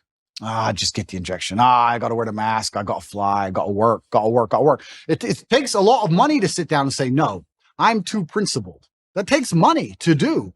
So it's also interesting that conservatives want to attack materialism. Okay, perhaps I didn't have to buy a fancy car. You can get upset about that if you like. But if you're not financially free, it's also pretty difficult to stand up and tell the truth. Even if you make a lot of money, if you're reliant on, let's say, a sports team for a contract, even if you make a lot of money, if you don't have enough saved, you can't tell the truth. Even if you're rich, they're all still complying and bending because they have a contract they're adhering to. It's difficult. So I don't think that if you had somebody who was trying to inspire the masculine youth of tomorrow to resist the slave mind, teaching them to be financially free would be a bad thing. I think it would actually be a good thing. I think men need it because they view it as aspirational and no one escapes it. I would definitely not describe my husband as materialistic at all. He likes cars. There's just something about cars that men like. Absolutely. My son, truck, car. It's psychotic. I mean, it's such a boy. Every time he sees a truck, a car, any car that looks cool, he's two. Yeah. He's two. So there is something ingrained in men that his first word was truck. You know, every time a garbage truck goes by anything, he's just like a school bus. Men like that for whatever boys like that, men like that. I don't think we need to overthink it. Yeah, absolutely. It's aspirational, but also if we're going to actually look at the meta point, I believe that teaching financial freedom, I think teaching financial freedom is one of the very important ways you teach people to resist the slave mind. I don't think you can resist the slave mind if you're completely and utterly broke on welfare or living paycheck to paycheck for a large corp, which is insistent on trying to install the slave programming inside of your head. I think it's very, very difficult. I actually think financial freedom is a key component to it. And I think that me standing up and showing a life that costs $50 million a year or something ridiculous, doing that on purpose and trying to inspire men to make as much money as possible is actually a very key component to the resistance to the slave mind. I don't think many people understand this because if you teach young men how to go out there and become rich as possible, it's very difficult they can do that without learning some degree of mental fortitude, without learning how to speak to people, without learning how to network, without learning how to be competent and disciplined and motivated and work hard. And then they do all that, they have enough money so that when someone comes along and says, take this injection, they'll say, no, I don't want to take the injection. I'd rather miss the flight. So there is a key component of resistance which actually involves materialism. I'll argue that if I was exactly the same person with the same viewpoints, but I was completely and utterly flat broke, I wouldn't be able to make the same impact on the world. And I wouldn't be able to resist the programming the same because I need to eat food. So I'd actually counter argue any conservative who's complaining about my beautiful car collection of 42, not one, 42 nice cars, that having a lot of money is actually an important way to resist the matrix. I can only talk from personal experience, but the number of times, especially during COVID, for example, where I managed to not have to comply with any of the laws simply because I was loaded, I can't even name them on 10 hands. So materialism is important. I think we should be teaching, especially the young boys, especially people who understand, who want to live in a very rational world, who want to live in a world which is based on common sense and dignity and honor and respect and all the things we're trying to teach through conservatism, is that if they don't have a degree of financial stability or financial independence, they're going to end up getting wrecked anyway. They're going to work for woke corp. and Woke Corp's going to change its Twitter picture or X picture, whatever it's called now, to a pride flag, and they're going to be screwed anyway. So you have to be teaching to a degree financial independence. I don't know why that's seen as a bad thing. I'd actually really like to argue that point with who was complaining about my car. I think Who was complaining about one of my 42 cars? I think it was a packaged, this video and kind of showing that you're not actually good for young men. And they wonder why they lose the culture war. Imagine sitting there telling young men, don't have a nice car like him, don't be fun like him, don't do that. Like, what planet are you people on? No wonder. Just have a sense of humor. Like, I think Colby Covington's Instagram is hilarious. Completely. I know this is not how he lives. First off, to be an MMA fighter, his whole life is diet, extra. I mean, he's beating his body every day. He doesn't really have time to be going to the strip club. And, but I get the brand. I think it's hysterical. He's actually a really wonderful human being. And I'm happy that I'm not so serious that I don't see the humor in this. And boys love it. They do. They do love it. And I wonder if these people really don't see the humor, or if they're just so desperate to find an attack vector that they're just going to get upset by jokes. I think that's a good question. But I want to get to what your belief is in terms of when you start talking about the Matrix, because I will say some of the people that have been going after you, Liz Wheeler obviously has been one of them. Liz Wheeler has been one of them. I think you blocked her. Ali Stuckey has talked a lot about it. I know these young women, they're not a part of the Matrix, okay? I have a lot of disagreements with them. Stylistically, we have disagreements. Ali means what she says. Even if I disagree with her point, I know she means what she said. It's not an act for her. She's not trying to do anything. She says it because she believes it. I've known her for years. She's actually been very good to me when people were the guard of conservatism. Ali had me on her show. She had a platform for me. Liz genuinely believes everything that she's saying. I don't think she's a part of the Matrix, even if I think that there are some pieces of it, of your life and why people gravitate towards you, that she doesn't fully understand. And maybe she never will understand it.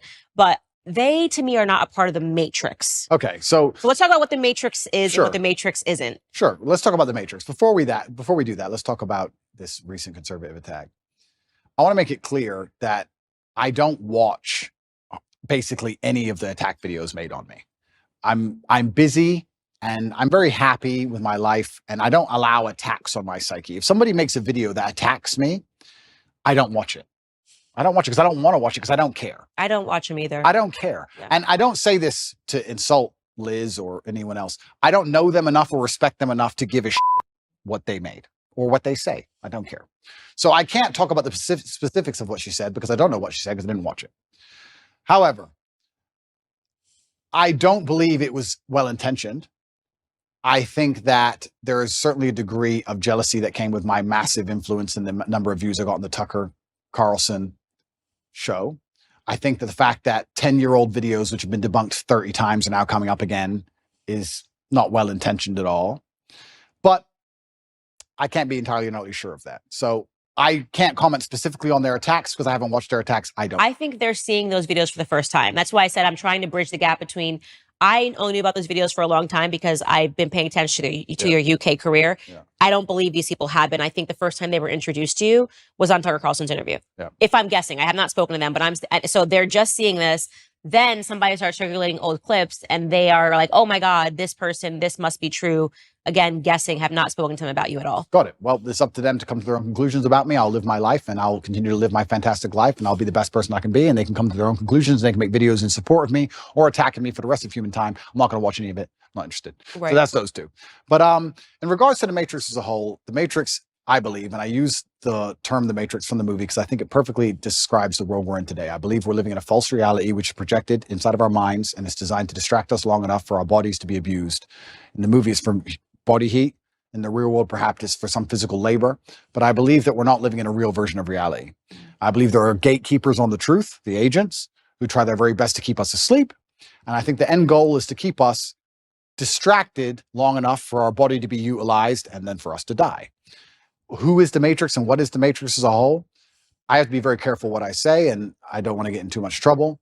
But I think anybody who is perspicacious enough to understand how the world works understands that the media machine is trying very hard to keep us convinced of certain ideas and also to keep us arguing about very unimportant ideas. So people behind the media machine who decide what goes on the news can do whatever they want to do. Mm-hmm. And the things they do usually have dire consequences to all of our lives. Right. So I would say that the Matrix as a whole is the media machine from the projection point of view, and that the people who control the media try very hard to make sure they have ultimate control over all governments and all important decisions on the planet.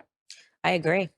I totally agree. Welcome to the conspiracy. Welcome to the conspiracy. You don't listen to my podcast. I'm in on like CIA documents, like showing people it's not a conspiracy theory. These are declassified CIA documents. These are things that they actually did and that nobody pays attention to because it happened 60 years ago, but it's been declassified. You know, all the operations that they had, putting actual journalists under CIA pay. I mean, it's crazy. Following the death of JFK, why did they do that? Why did they suddenly feel it was necessary to have journalists on payroll following the death of a president?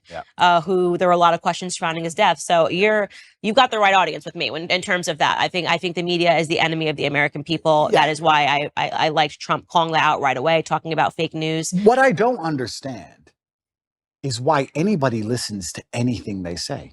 I know it is because they've been caught lying so many times. Mm-hmm. Is it just because they lie on repeat over and over again to the point where people just accept it? Is it because it's cowardice and accepting that these people constantly lie to you makes you adopt a worldview, which is scary because you have to now think for yourself? I'm not sure what it is, but how after, especially the last 5 to 6 years, can you believe a word these people say to you? Well, because if they say it enough, it becomes true. And they've been able to show that if you say something over and over again to someone, they will accept it as a truth. And that was another declassified CIA experiment. It was super interesting. They put a bunch of people in the room. So let's say there's 20 people in a room, right? And 19 of them are agents, and one of them is actually the person they're testing. And they show you a picture of what is clearly a banana. Yeah. And they go around the room. The last person they get to is the one that's being experimented on. Everyone else is an agent. And they say, what is this? And the first person says, apple. Apple is clearly a banana. Yeah. By the time they get to that 19th person who is not an agent, that person just says it's an apple, even though it's clearly a banana. They don't even believe their own eyes anymore because they're going, okay, well, if 18 people in this room have said that it's an apple, what do you see? An apple, apple, apple. Then they just say apple. So there's a lot of evidence. They do it because it works, and everything around us shows you it works. We're right now debating whether or not children can pick their gender. How did we get here? This is something that you couldn't even fathom when we were in high school, that people would be saying like your little boy could be a little girl, but we're here today and actual adults are believing this information because it's been said enough times to whatever segment of the population that they're accepting it as true. So they do it because it's been effective. And that's why God is so important, because God is a hard line that you cannot be crossed, right? That's why you will not be libertarian. That's why I'll not be libertarian. You will not be libertarian. That's right. No, but if you yeah, it's true. Because if you have faith, then there's rights and wrongs. Like you said earlier, there's sin and there's good, and there's a line that can't be crossed, and the psyop is very difficult to penetrate. And that's why in the Islamic world, for example, we have very little of these problems because it's haram. Problem solved. Haram. Next.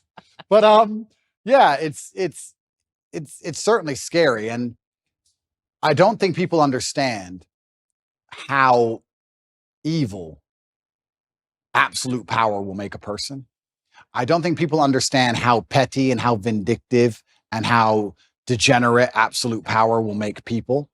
I think there's a degree of naivety in the population when you talk about the Matrix and the people who are behind the media, and they believe these people might be powerful people or rich people, but not necessarily bad people.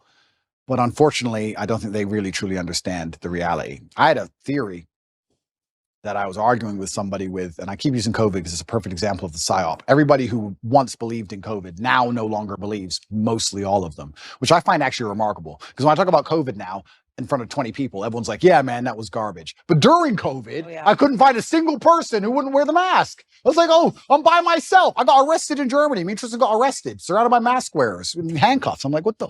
And I guarantee if I was standing in front of those people now, they'd all be like, yeah, COVID was stupid. So it's amazing how people want to flip and forget reality. So I use COVID because people were fully psyoped, and now they're not psyoped. And I'm trying to wake you people up to understand something about how garbage it all is. I'm trying my very best to make people understand that the people who make the news have no interest in you being informed. Why would they make the news and broadcast it to you everywhere for you, little Mr. Nobody, to understand how the world works? Why would they care about you knowing anything that's important ever? You're not a slave if you're knowledgeable. And that's why I always say, go back to when we had physical slavery in America. A requirement to maintain that was ensuring that slaves didn't learn how to read. That was part of the slave code. They weren't allowed to learn how to read. And if you were caught teaching a slave how to read, you too, as a master, would fall victim, right? And that it was so important for them because they know that an educated mind can't be enslaved. Absolutely. So the goal of the mainstream media is to keep people stupid. And it is why I think that despite the fact that you admittedly say that you are not a conservative, and despite the fact that I don't think you're overtly political, none of that really matters. I think what matters now is what you will do with the platform that you have, Completely. what impact you will have. Completely. And inspiring people to free think and to not believe all the slave programming which is told to them and to not just follow lockstep with the lies that are given to them, I think in and of itself makes you a conservative and to a degree makes you political. Unfortunately, now that's how the divide exists. If you're teaching people to think for themselves and be strong people of agency and self-respect, then you're going to be on one side of the political spectrum. And if you're teaching people to be the absolute opposite, you're going to be on the other side.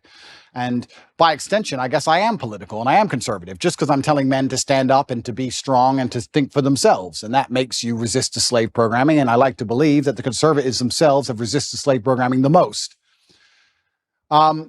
But yeah, it's a scary world we're now living in where things that I'm saying, which were basically completely accepted by the entire population 15 years ago, are enough to make me the most hated man in the world. But isn't that crazy? I think the things I'm saying are things that were widely accepted for a very long period of human time. I think they're the things that are still widely accepted in most of the world today. I think it's the decadence of the West that allow us to pretend these ideas and these realities don't exist.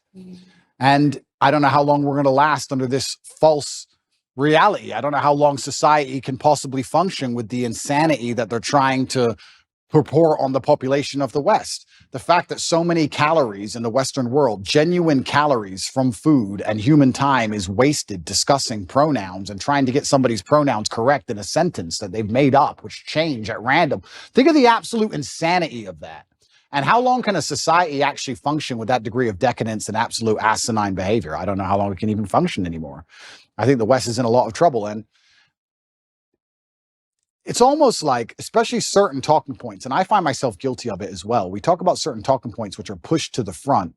And I kind of feel like they are a mass distraction. They have to be because they're so ridiculous. But the problem is, there's a certain percentage of the population that genuinely believe them. I would love to live in a world where they try and push the idea that a man is a woman, or that a man can change to a woman and then compete in women's sports without an advantage. I would love for them to try and push that idea and for everybody to go, this is stupid. Next. No. But because some people believe, we have to now waste our time discussing and debunking the most obvious, hello, water is wet. We have to sit here and talk about the sky being blue for days and weeks and years almost at a time. Talk about the ultimate distraction tool by the Matrix, for them to sit there and go, you know what? Let's come up with some absolute garbage and let's throw it to the front. And the smart people will fight against it, but enough dummies will disagree with it. And that will keep them distracted while we do something that matters. And I even find myself falling victim to it because it's so necessary, because a certain subsect of the population is so dumb that they believe it. If people were all just a little bit less receptive to the slave programming, everyone would stand up and say, no, you're going to try harder than that next. And we could discuss something that actually matters. And this is the point I was going to say earlier about COVID. So COVID, I think a lot of people do not understand how petty and vindictive power can genuinely make somebody. And I had an argument with a friend of my brother about 2 or 3 years ago during COVID, when you had to wear a mask when you went in the restaurant, and then you sat down, you took it off, and then you ate, and you put it back on to go to the toilet, and you took it off. And I said, I hope you understand there is someone somewhere, some billionaire on a yacht, who is doing this as a compliance exercise, as a joke. I know. As a joke. And he goes, why would you do all that just for a joke? Because if you're in charge of the entire world and you have unlimited money, what's going to make you happy? A Ferrari? You've had Ferraris your whole life. Boring. All that you care about is power, compliance. It's all funny to you. It's vindictive. It's petty. Why not? You're in charge. For the same reason, if you're in charge of a big company, you're like, I want you all in at 8:45 tomorrow. Why not? It's a power play. Ego, status, respect, all the things we were talking about earlier. These people are born into massive influence. Money doesn't make them feel powerful. They've never worked for anything in their lives. Now they have a little bit of control over you. They're going to make you do some dumb so they can laugh at you. I'm telling you, it was a joke. I say the same thing. I'm like, there's no way they're not just playing like Simon Says to see if they can actually make people abide by these things, and people keep actually abiding by them. There's no way that they're not sitting back laughing. It's a joke. They must be laughing because it's so preposterous. And people don't understand that there are people in the world who have power, who are literally vindictive enough to just mess with the entire populace for a joke. And I don't think people understand when you look at the Matrix as a whole, and yeah, You talk about the media machine and how it's trying to push these ideas on you, and the people behind it. The people behind it do not have any kind of genuine intention. Their intentions are absolutely and utterly selfish. They want to feel good and feel powerful no matter what it takes. Or they might have some sexual perversion. They want more transsexuals in the world, and then they decide to just create them. Who knows? Like, they just want less men. Or less The men. only thing that can stand up to evil is strong men. So Absolutely. So however they have to do it, whether they have to push homosexuality, whether they have to push people literally making themselves eunuchs by going into the doctor and saying, chop off my penis, I don't want it anymore. But that if they have to make women believe that they can be men when we can't, it all becomes a joke. When there actually is a war, you realize we were never going to be able to fill that void. I think it is a attack on masculinity, which is why I do believe that raising up strong men is the number one requirement in society right now. Is this Darwinism, do you think? Well, is there a Darwinist? And that's a good question. Is it? I mean, and the reason is because I actually truly respect you, Candace. You're very smart. You're very smart. And often I sit on podcasts and I just talk, but I want to actually get some feedback. If you walk into a doctor and say, please, chop, I can't even say it. You know what I'm saying? Get rid of it. Please. Affirm my mind. Please. I watched the Disney Channel. Please. Is this Darwinism? I do say in the end we win, right? Because they're not going to be able to procreate these ideas, so to speak, right? But that's why they need your children. That's what's so scary. That's why they're so intent on getting the kids. Because for any idea to exist in the future, you need the next generation. And also, children are the most susceptible. And it's kind of evil and scary that these people have a worldview which is so logically flawed, is so devoid of genuine rationale, that they have to go to the most susceptible subsect of the population to inject it. Which is why you should get married, because the guard against that is strong families. Is it? It is a nuclear family. It is a mom and a dad sitting around the dinner table saying, what did you learn at school today? It's mom guarding at home, going through their homework and seeing what they're learning and saying, absolutely not. And it's dad going to work, building, and that nuclear family is the only guard against handing over your children to the government, which is why in the next 5 years, I just think you should get married. The only guard except Islam. No. I don't have to worry about my children's homework. Thank you very much. It's all handled by God. And it's interesting you said that, though. It is a good point. And I think Matt Walsh actually said something about me having, I have children from a few different women. I don't like to give details on it. But so does Elon Musk. And I do think, although this may be elitist, I will state here that at a certain level of finance, it's not the same crime as it would be if I was a traditionally financed individual. I can afford 2 or 3 families, and I can afford to see them all, and I can afford to go to 3 countries in a single day on my jet if I need to.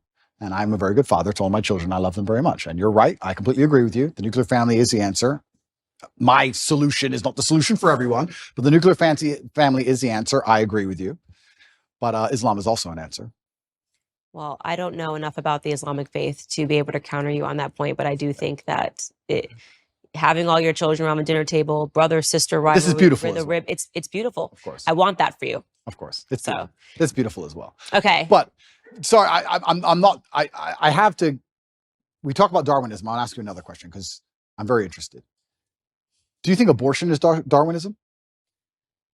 It's an argument that can be made, right? Killing off your own offspring, it means that you're not putting your offspring into. But like these people with the sign, I killed 10 of my kids. Isn't that? I mean, it's evil. It's satanic. It shouldn't happen. I'm not saying that it's a good thing. I'm just asking: is there a Darwinistic element to all of this? That when I look at that the earth will be populated with conservatives because their ideas. I mean, my husband always says the left is a death cult. If you look at all of their ideas, they lead to death, right? You can't procreate. You're killing off your own offspring. Every single one of their ideas leads to death and destruction. It's unbelievable. So in the end, you'd have to have the perspective that conservatives win naturally because we're talking about if we own the culture. Yeah. But we don't. So what they're doing is they're using the culture to psyop enough young children who are not living a traditionalistic life, or like you're saying, or not having a strong family, nuclear family to keep them against the slave programming. And they're using them to create the new generation of death cultists to continue to keep humanity under attack.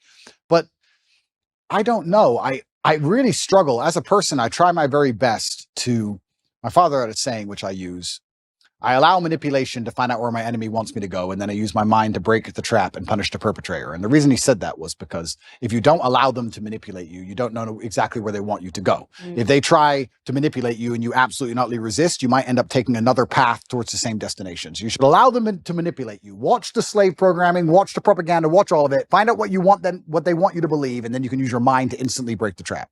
I did it in COVID. And when I first watched COVID, when I watched the Italian hospitals and people falling over in China, at the very, very beginning of it, I sat there and thought, what do they want me to believe? They want me to be scared of this disease. They want me to be afraid. No, I'm not going to be afraid. So if I'm not afraid, what's the answer? Well, the answer is to go to which country? Sweden's open. Nobody talks about the fact that Sweden was open the whole time, never closed ever. I mean, interesting, we're in nightclubs the entire time people were locked in their houses. Nobody talks about this. It's like no one mentions it anymore.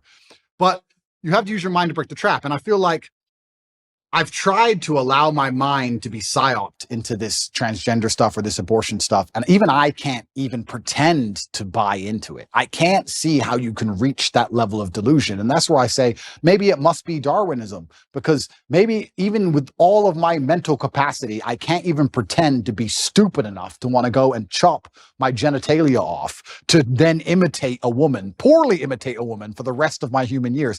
That literally sounds like a form of torture.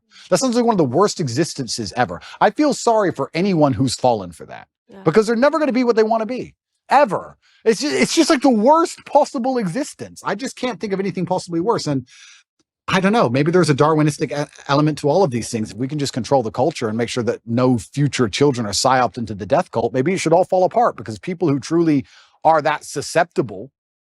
Me and my brother have a joke in the house. There's flies and mosquitoes in the house sometimes. Every time one of us kills a fly, we say, you've improved the gene pool. Because the slow one got killed. The fast one, he doesn't get killed. So the fast one's going to be here forever. I'm going to think about that every time I kill a fly. Every time you kill a fly, you're helping them get quicker. If we didn't kill flies all these millions of years, they would never be so elusive. I don't know. Maybe there's a Darwinistic element. Maybe I'm just trying to feel better about it. Yeah, maybe they're so evil they've decided we're going to kill off all of the people that are stupid. I don't know. And then we'll be left with just strong, independent. But then they can't control the strong, independent people. So then you got a bit of a problem there. I've got another question for you. How polarized do you think the world is? Do you think there's 2 teams? Do you think the globalists control everything? Do you think there's 3 or 4 teams? What do you think about that? I think it's probably now divided into 2 teams. Yeah. Because now you have to find more in common. It's like, how crazy are you? We may have been divided into 4, 5, 6, but now it's like, do you believe that children should chop their off? Right. Or yes or no. Circle yes or no. Yeah. Right. That's where we're at. Because you have to be so far deluded to believe this. And if you're just in some realm of sanity, we probably have enough in common that we should fight together. Right. Just because like they're going after the kids now. It's like, and I think that is really where we got divided into 2 categories, where it's like you're either pro going after the children or you're against going after the children. And it's remarkable how many people are pro letting them go after the children. It's kind of scary, but that's where we're at. I think it's now pretty much 2 camps. It used to be more. I think so also. And then within you, obviously, there's little battles, and to me, they're meaningless. Yep. I think maybe I'm saying that because I'm a mom, and now so there's nothing more important to me than protecting children and worrying about what my children are going to face. I'm going to be the crazy mom when my kids are at school. I will be there every single day, looking over every assignment. Amazing. Leaning fully into the feminine role Amazing. of like, yeah. So I do think now it's come down to 2 camps. It's crazy and not crazy. I wonder what the future of the world is, Candace. I feel like I know everything and I talk like I know everything, but I'm actually starting to think things are getting... Your dad might have had an idea. Yeah, I wish he was still around, but things are starting to get very, very strange. And yeah, and I guess also when we're talking about my libertarianism versus conservatism, I would never allow my child to be aborted ever. I do think it's heinous and disgusting, but I will be honest with you. When I see people trying that hard to kill their kids, I'm kind of like, I'm not gonna lie. Maybe that's the libertarianism in me. Maybe, I don't know, but I'm just like, there's got to be a Darwinistic element to some of these things. I don't think they should happen. I would love to stop them all. I believe that all life is precious. I think it's heinous. I don't think that anyone should chop off any of their body parts either. But it does get to a point where it's just like, if you're that desperate to damage your own life and damage yourself, am I the person who's going to fight for you? I don't know. Well, these women are broken and they're brainwashed. And I like to think that if they hear the right message, something in the same way that I think a lot of broken men heard you say something and it woke something up inside of them. Very true. I think that they can land on my message and they can hear it and go, wait a second, that thing that was killed inside of me systematically from the school system and made me think that what it meant to be a woman was to be a whore, because that's kind of the message that's going out right now, 100%. to be a whore and hate children, which is the opposite of what it means to be a woman. Agreed. Then when they hear something and I talk about how aspirational family is and something is, or how much I love being a mother, and then I think inside of them, something spiritual happens where they go, wait a second, I think that's actually what I am. Yep. I've been conditioned to believe I'm this, but actually this is what I am.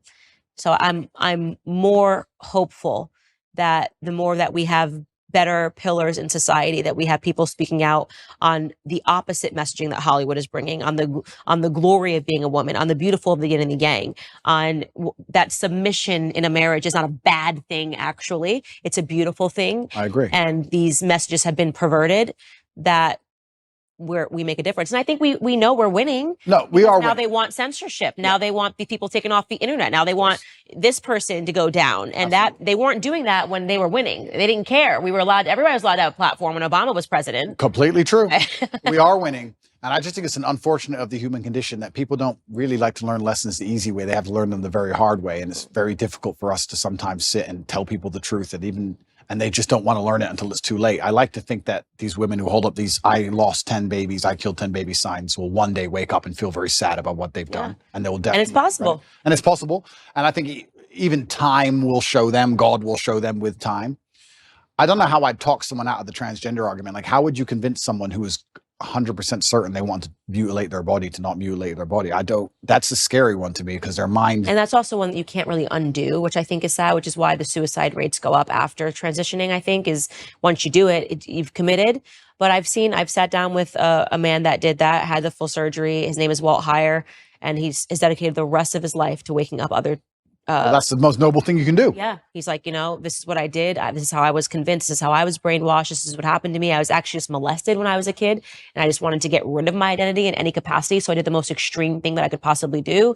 I platform those individuals. And I think that he runs a not-for-profit now, which, Sex Change Regret. There's many people that are like him out there. And yeah, it's going to take God, it's going to take spiritualism, and it's going to take repurposing your entire life after you do something that extreme. Hopefully just us having this conversation prevents people from making those sorts of very serious decisions. And, but this is why YouTube will try to censor this conversation. Right? I mean, that's the whole point, is my face is on it. You're in trouble. So I'm going to ask you a few more questions if you don't mind. My face is trouble too. I would just like to state. Yeah, of course it is. Why do you think marriage has reduced in the Western world? Why do you think less people are getting married than before? Conditioning. It's all about social conditioning, and it's about the feminist messaging, going back to our conversation about the matriarchy. They've totally conditioned women to believe that marriage is a trap, that you were going to be unhappy, that you were going to be sacrificing your freedom, when in reality, I got more freedom than I ever had when I became married, because I finally became a secure woman. I knew what my purpose in life was when I had children. Everything else is so stupid and meaningless. How could you think you were going to find your purpose at the bottom of a Red Bull vodka at One Oak, Candace? You know what I mean? How could you think that? Well, because that's what Hollywood told me. That's what I saw on MTV. And I thought that was all aspirational. I look at those women, I think they're miserable.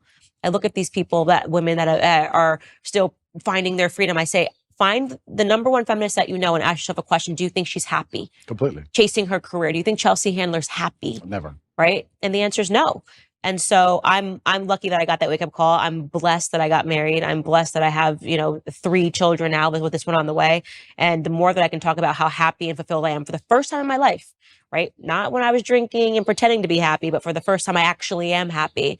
And I got those things by finally realizing that the message that those things were going to constrain me was utterly false and was meant to put me down a path of misery. Why do you think men are not getting married? That's women. Do you think men have something to do with it as well? Same thing. I think, well, first and foremost, and I speak out on this, women are not desirable right now. Everyone's a Kim Kardashian clone. I asked you earlier, what don't men want? And you said promiscuity. Well, that seems about the only thing that's being offered right now. When I open my Instagram and I've got butt cheeks and I'm going, people are like, I don't understand why no one wants to marry. This woman's been married 4 times. I'm like, well, I can understand it, because even if men think they want it in the short term, when you see a girl, she's half naked, she looks good. Yeah, sure. You probably do want to have sex with her. I bet you're wired that way. You're hardwired wired that way. Yeah. But then what happens after you have sex with her and you realize that so did 20 other dudes 100%. in the same week, you don't want her. You nailed it. You Yeah. absolutely not only nailed it. And this is where we're in such a difficult, it's a race to the bottom between the two genders, right? Yeah. As the women act worse, the men act worse by extension. Yeah. Because if you're going to be moral in an immoral world, you're going to end up wrecked. Right. So it's getting harder and harder. So we have to kind of like fix one of the genders first. Women aren't desirable right now as in the Western hemisphere as a whole. And of course, Finding a wife is hard.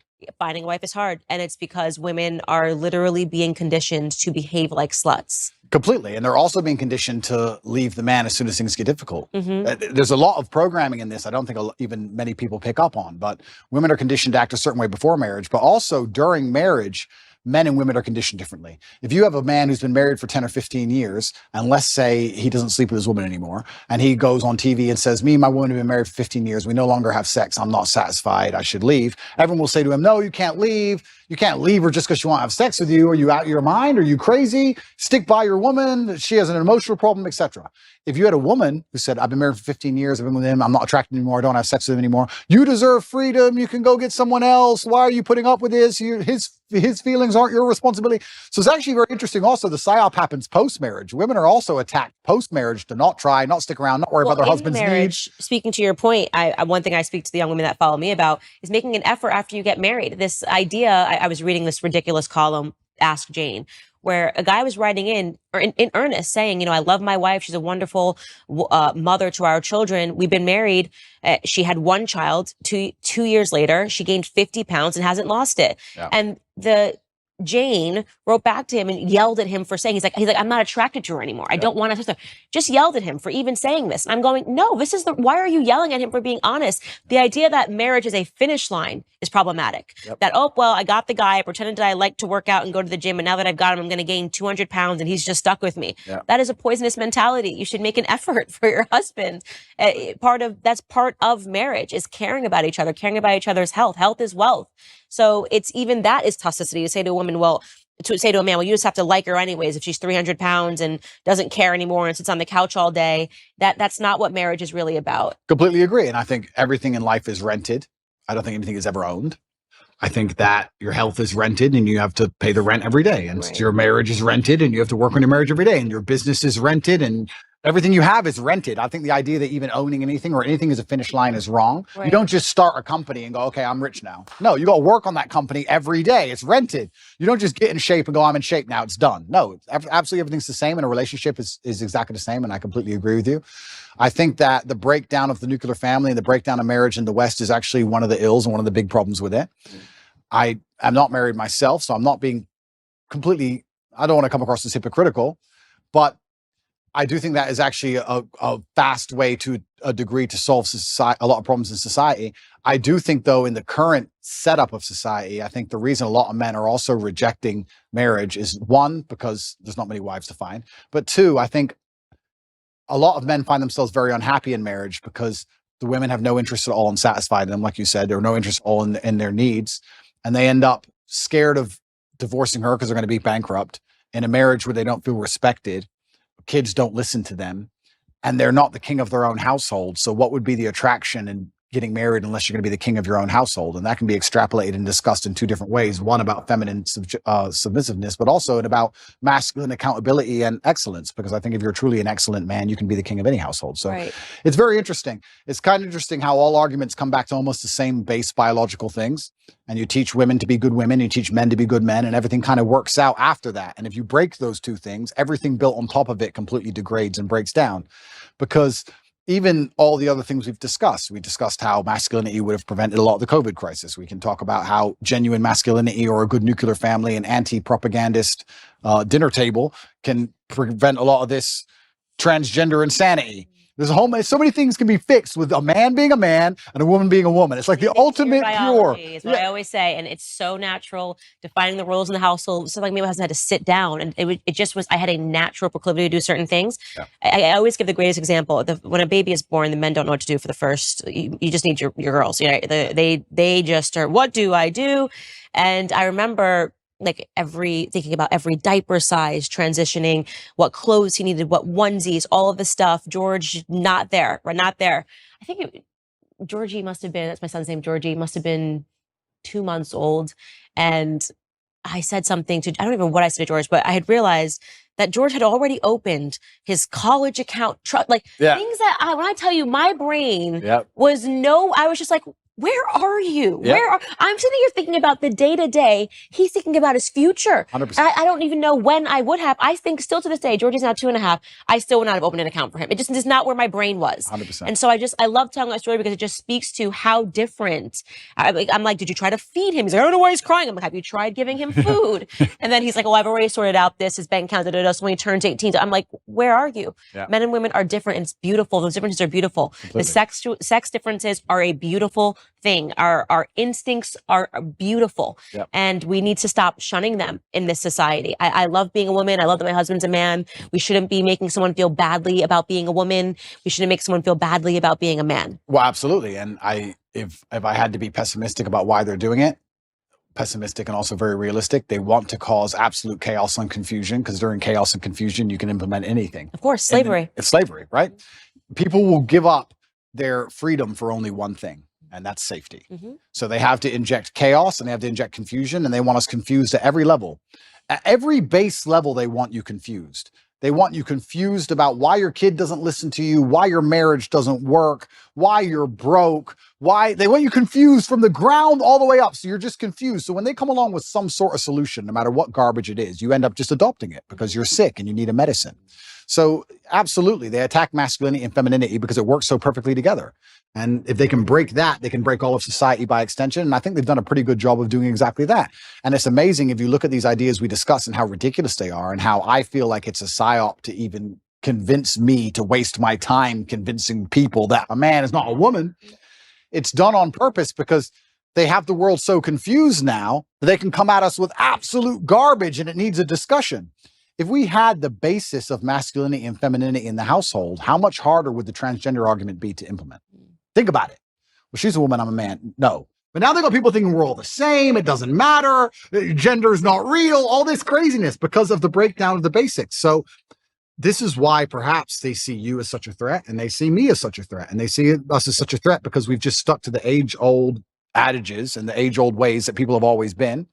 And I do think that one of the reasons why they dislike me so much is because, I certainly live a teenage boy's dream.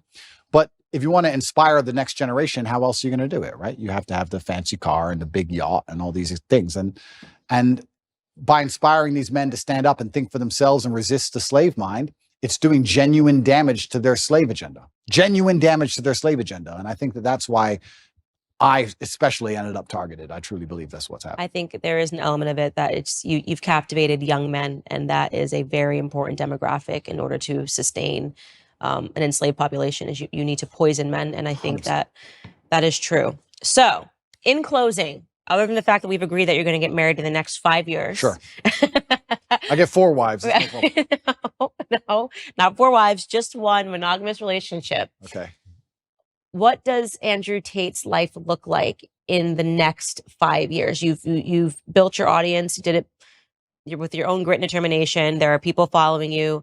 I hope that if there's anything I leave you with, it's that in those moments when you are sitting across with someone like Adam 22, you remember that there's the 12-year-old and the 13-year-old boy that is going to be watching you. And I think you did a good job, by the way. I think you said that you didn't like it, and that was important enough. But what does the next 5 years look like for you? Yeah, I want to do my absolute best. I had someone say to me the other day that I'm the richest man in the world, and not because of my finances, but because I actually have people whose lives I save and help. And I get a lot of people out there who genuinely feel a lot better because of me.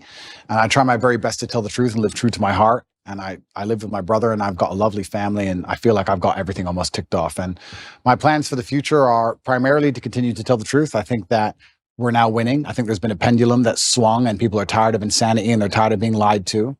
I like the idea of young boys who follow me just doing even one of the tenets I teach. If you want to just work hard in the gym and become a fantastic physical condition, or if you want to get financially secure, just one of the tenets I teach can genuinely improve people's lives. I like the idea of that. And I want to have 10 sons. And I need to make sure that all 10 are Andrew Tate 4, 5, 6, I'm the third, 7, 8, 9, all the way up. And I have to make sure that the next generation are being produced, and they have to be strong enough to deal with a Romanian jail cell and deal with a Matrix attack. So it's going to be a very difficult upbringing, and I'm going to make sure that I'm very dedicated and focused on creating the next generation of super soldiers to resist enslavement. So my plans for the future are pretty simple. I'm going to continue to tell the truth. I'm going to live true to myself, true to God. I really appreciate the audience he's given me, and I know that I have a massive responsibility. It makes me a better person. I'm going to be the best person I know how to be, and I'm going to have 10 Andrew Tates. That's my goal. That's the plan. Well, you heard it here first, ladies and gentlemen. If you thought one Andrew Tate was bad, you've got 10 more coming at you in the near future. Andrew, thank you so much for taking all of this time. Such a good conversation. Thank you.